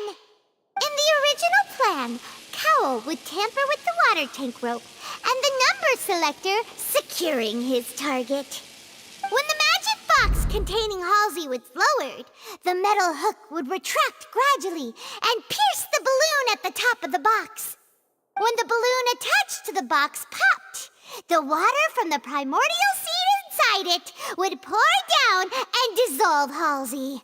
Afterward, Cowell would enter the tunnel and break the flower vase to conceal the water inside the tunnel, with the remaining evidence being covered up by the water tank on stage. But he encountered something unexpected in the tunnel and wound up being fatally hit by the same water tank he meant to use to cover his tracks. Huh. That does make sense. That actually links together a lot of the more confusing pieces of evidence. Oh dear, what do I do? Even I think they sound convincing now. Have I falsely accused an innocent person? Now, it seems like the only point of contention remaining is the exact circumstances that led to Cal's death. His notes mentioned he had an accomplice who could be related to the situation.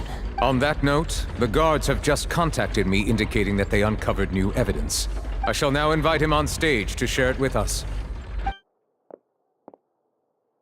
Thank you, Your Honor. We were just inspecting the luggage of the other people involved in this case, and we found an identical sample of the water from the primordial sea among Linny's personal effects. What? That can't be. Oh, I see. Well, how How wonderfully comedic to have your own counterattack only to come back and wound you.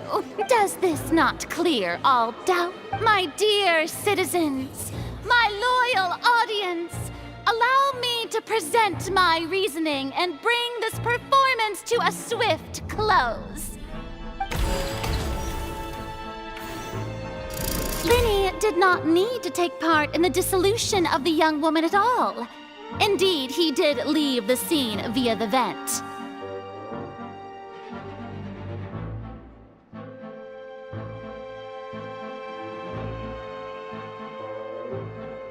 Having made modifications to the props beforehand, his accomplice Cowl then caused Halsey to vanish using the water from the primordial sea. But upon his return, in cruel avarice, Linny desired sole credit and prepared to do away with his partner in crime. Ultimately, he knocked Cowl out, and the tool meant to cover the crime up also became a murder weapon. Now, as much as I regret having come to such a viciously straightforward conclusion, it does seem that the famed Fatui is quite the cold-blooded and ruthless organization. Am I right, Mr. We've used up all the evidence we collected. There's no way for us to make a rebuttal here. Is this the end of the road?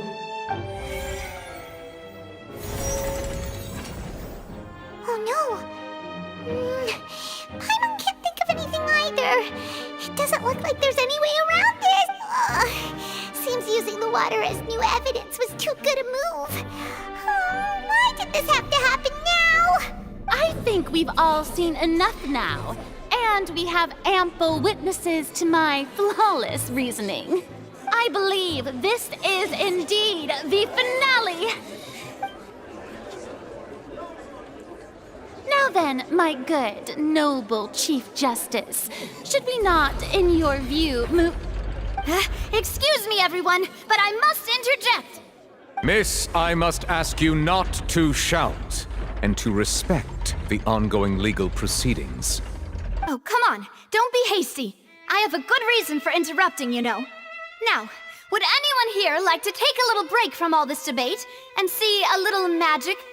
I'll show you an amazing trick. One that can bring a young woman who has disappeared back in the flesh, right before your very eyes. Please, do the honors, Mr. Linny, if you would be so kind. What in the world is she saying? No offense, miss, but miracles like that are beyond my scope as a magician. Come on now, don't be silly. Magic is all about misdirection, isn't it? It often conceals the truth while presenting a fascinating illusion.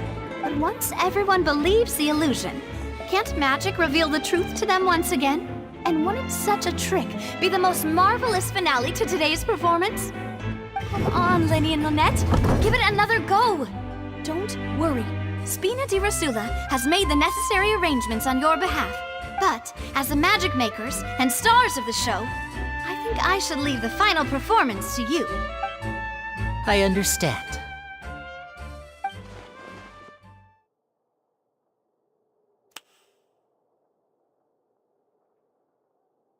And voila!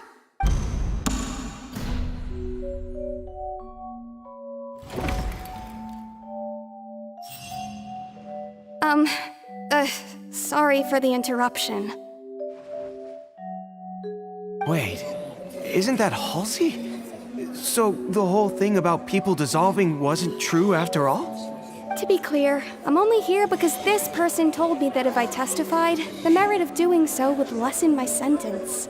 I was hiding outside this room listening to the proceedings because I was afraid that I would be the one put on trial. I was just feeling happy that no one had noticed me. And then before I knew it, she caught me. That'll teach you to underestimate us three. Where should I begin? I'm sorry. I'm the one who killed Cowl. I admit it. What? Why? Firstly, my name isn't Halsey.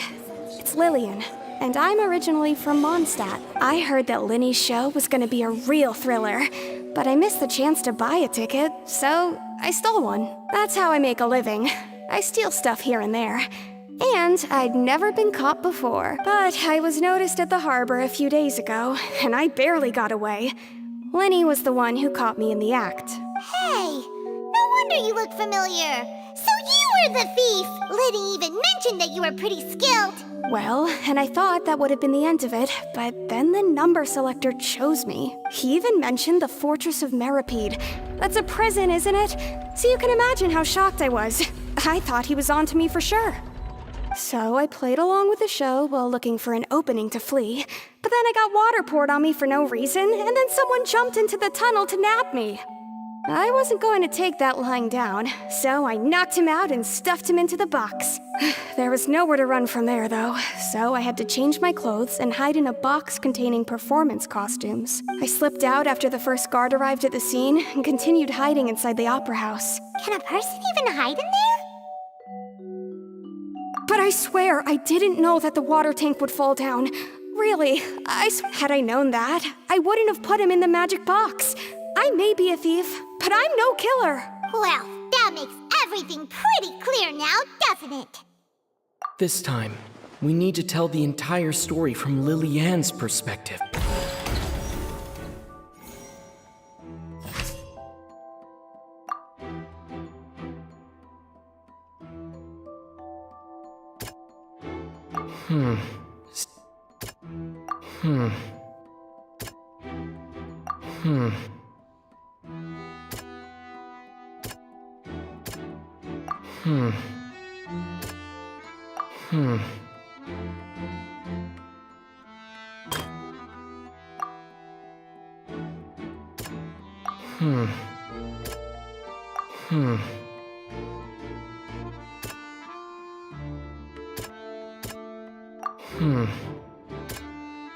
Hmm.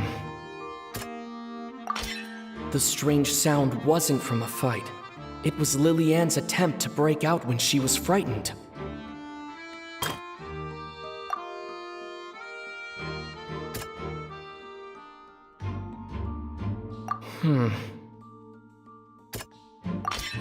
The flower vase was not broken to cover anything up, but was smashed during the struggle between Lily-Ann and Cowell.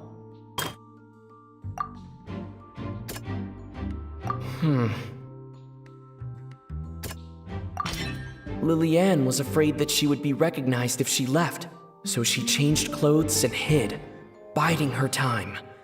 Just... And it's Ace Detective Paimon! Having been selected out of the blue, Lily-Ann panicked. Her panic only intensified after she entered the tunnel and had water poured on her head. So she kicked the door open, producing the thud we all heard. Hearing the commotion, Cowell leapt into the tunnel, only to discover that Lily-Ann had not dissolved. He did not know that Lily-Ann was not from Fontaine, but was a thief who made her way in by stealing a ticket. Mistakenly believing that the water from the primordial sea needed time to take effect, he tried to force Lily-Ann back into the box. The two broke the flower vase during the struggle, but Lily-Ann came out on top, knocking Cowell out and putting him in the box. With no way of escaping, she changed her clothes and hid in the costume trunk until the performance ended.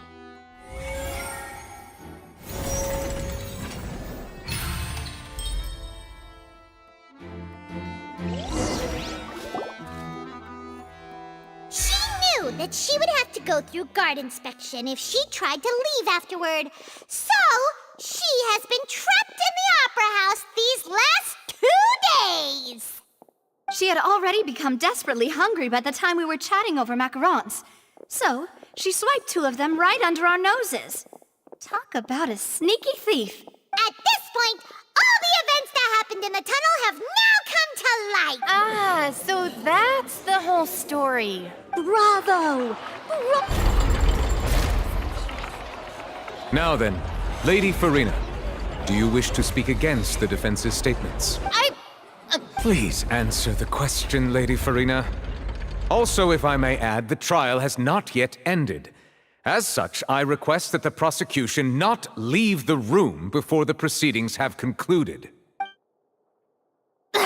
What What? Are you reading my mind now? No, I have no further arguments. I admit defeat. But really, could you at least have left me with some dignity? Wow, look at that! She's like a deflated balloon now! If there are no objections, then as the Chief Justice of Fontaine, I shall once again repeat the full sequence of events. The actual perpetrator of the serial disappearances, Cowell, selected his next victim from the audience reservation list. With some modifications to the selector, he could ensure that the pre-selected young woman would be chosen. To cover up any evidence while committing the deed, Cowell thought of allowing the water tank to fall, which would conceal the water left behind after the young woman was dissolved. He also tampered with the rope suspending the water tank, using the fireworks at the end of the performance to cause the tank to drop and hide the watermarks. He poured the water from the primordial sea into a balloon during the preparation of the magic box and stuck it to the box's lid. Finally, he passed the prepared hook on a rope through the gap in the magic box's door when bringing the young woman to said box. When the magic trick officially began, the box containing the woman was lowered into the tunnel, tightening the hook rope and bursting the balloon containing the water. If all had gone to plan, the young woman would be dissolved at this time. However, Liliane was not from Fontaine and thus fled the box with a loud noise. Realizing that there was trouble, Cowell entered the tunnel and met Liliane. Thinking that the waters had not yet taken effect, he decided to proceed. However, his opponent was more capable than he thought, and he was overcome, knocked unconscious, and placed into the magic box, and thus became his own final victim. Liliane, according to her own statements, then changed clothes and hid until the performance ended, before hiding in other parts of the opera house. As for Linny, he was in the underground structures within the opera house, and was thus ignorant of these happenings. From this reconstruction of events, we can conclude that Linny, the accused, is in fact innocent. While there is much in Linny and Liliane's conduct that should still be investigated separately, this case, at least, can be handed over to the Oratrice to make the final decision.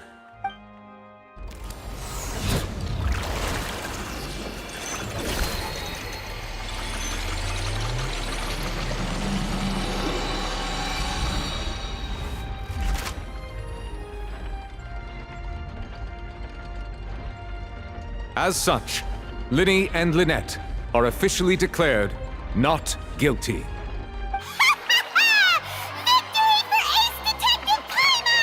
Great work, partners. Thank you all. Thank you so much. Next, I think we deserve an explanation, Guard Vaughn. How did you find the water from the primordial sea in Linny's baggage? Right! Your discovery caused me to make a serious mistake, you know. Or was that not a discovery, but false evidence that you dared to bring before this court? I suspect that the accomplice mentioned in Cowell's notes was not Linny, but you, yes? I'm sure you know what you must do to lessen your sentence. Speak quickly! Unless you want to earn yourself a one-way ticket to Coupon Town. I was just following orders. We were supposed to place blame for the serial disappearances onto Linny, and thus cause suspicion to fall on the Fatui. The higher-ups said this was the best opportunity to do so. And now that your plan has fallen through, and the secrets of the water have been revealed, you have become a liability to said higher-ups, yes? Therefore, you would be wise to tell everything you know, and seek the protection of the guards. Yes, I'll tell you everything I know. Our boss discovered that the water can cause people to dissolve. It can also be made into a potion, which when extremely diluted, can cause people to experience unforgettable exhilaration. We've been in this business for a while now, and have made decent mora off it. The disappearances were also the boss's idea. I mean, this is the boss we're talking about. The...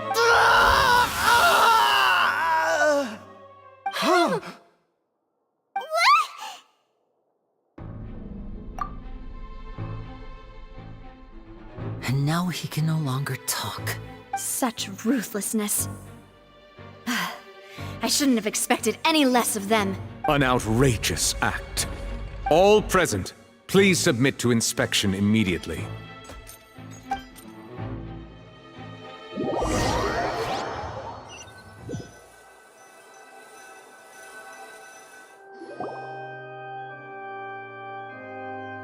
So, we're just going back now? That's true, but... Traveler, Paimon! Please wait. Lenny... I know you may not want to speak to me right now. Maybe you don't even want to look at me. But still, let me thank you again for defending me to the end. Even after you learned that I'm a member of the Fatui.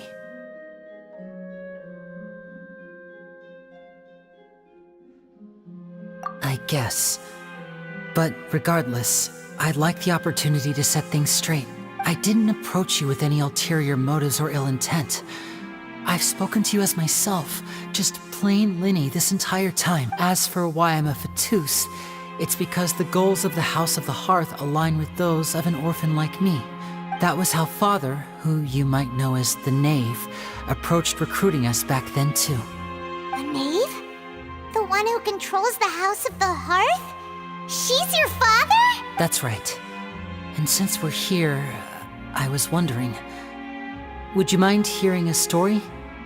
It's about my past. Back when our parents first died, Lynette and I were left wandering the streets. To survive, I took to surreptitiously observing an older street performer who did magic. It took me several days to figure out how he pulled off his amazing tricks. I took my sister through several streets until we found a crowded corner, and we began to perform magic tricks there. To my surprise, we proved to be pretty popular, and we could at least stop worrying about where our next meal would come from for a time. But I didn't want my sister to remain a street rat together with me forever. Before long, an aristocrat came to me and claimed that he wished to take us in after watching my performances. So you went from orphans to nobility just like that? That was how we felt at first too.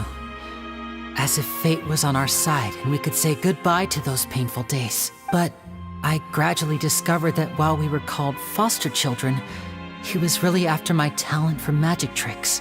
He would constantly take me to all sorts of banquets to garner attention, which he would then use to expand his social circles. That doesn't seem too bad either. Better than roaming the streets at any rate. It took a while for me to realize just how dark his heart really was. After one particular performance at a banquet, I discovered that Lynette was not on the same return vehicle as me. I waited a long time after we returned home, but she did not come back.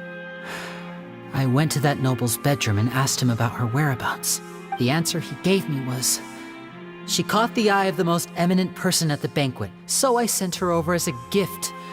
I mean, you'll be able to perform your magic regardless of who your assistant is, yes? Oh no. So he was gonna... But wouldn't Fontaine's laws deal with such people? As far as outsiders are concerned, this is a relationship akin to adoption or foster care, and they have their ways of escaping the eye of the law. I managed to ferret out the location of the mansion of that so-called eminent person and hurried through the night. But by the time I leaped over the walls, avoided the guards, and made my way in, all I saw was the moonlit ground covered in blood, and the knave standing there in the darkness. So, she'd already taken care of that guy. That's right. She had rescued my sister before she could come to any harm, and had even discovered several girls hidden in a basement, all of them orphans. Father, the knave, might have seen something in me, and so she made me an offer. The House of the Hearth welcomes you, for your interests align with ours. Here, none will ever betray you. Indeed, betrayal shall never be permitted here. I was hesitant to trust her. I had just been betrayed by nobles, but she was also quick to destroy the noble who had taken us in at first, giving us back our freedom. Oh, so that's how the two of you joined the House of the Hearth. She has her own plans. She has gained permission from the Tsaritsa to first use the Gnosis' power once she obtains it. She plans to use it to find a way to break the prophecy and save Fontaine. So, she believes in that prophecy too? That's right. The whole House of the Hearth is currently working to combat that crisis. Today's case has also proven that people from Fontaine can indeed dissolve into some sort of water, thus further supporting the prophecy. Everyone at Hotel Bouffe d'été, including the knave, has their roots in Fontaine. And we will always defend our homeland. To us orphans, the only connection we have left to this world, apart from our family, is our homeland. So, from small deeds like distributing magic pockets to huge schemes like stealing a gnosis, It's all right. I understand. The only thing I can do is relate all this to you.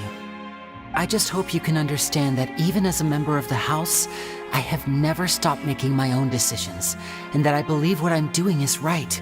If you should need anything at all in the future, feel free to find me. I will do my best to help you, as plain Linny.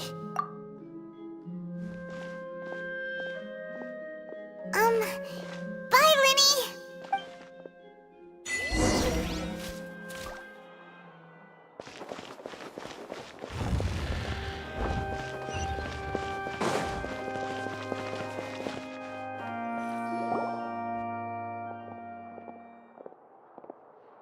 Hey there. What was with the disappearing act you pulled right as the trial ended? Were you looking for us, Navia? Well, this whole thing isn't exactly over, is it? I do feel that we're getting closer to solving the serial disappearances case, though. Don't you think so, too? Huh? What's wrong, my dear partner? Besides, are you sure we're the ones who can crack a case that's been cold for decades now? And given that there's new evidence from the trial, there should be a trail of breadcrumbs for the Hydro Archon's people to follow now. Ah, I see. Well, I won't lie. I'm a little shocked to hear that from you. But I suppose you are just travelers who have only arrived in Fontaine after all. Sorry. I might have been too presumptuous. Don't say that, Navia. Aw, and we were having so much fun investigating with you, too. It was like having new waters flowing into a stagnant mire, causing new hope to spring forth, and the reflection in the murk to become clearer. Well, sorry about that. I'm a bit prone to nostalgia. Don't mind me. Wait, shall we have a farewell meal? You know, to commemorate our time as partners? Huh? Do we really need to get that formal? Well, guess you really did treat us as partners, huh? Well, I'd just like to have a proper ending to every important memory. That way there are no regrets later. Anyway, it would just be a meal, so it shouldn't take up too much of your time. You don't have to twist Paimon's arm. If Boss Navia's treating, count Paimon in! Oh, wonderful. In that case, why don't we return to the Court of Fontaine and head to the Hotel de Bourg? I believe we'll make it just in time for dinner. All right then, let's have our farewell meal.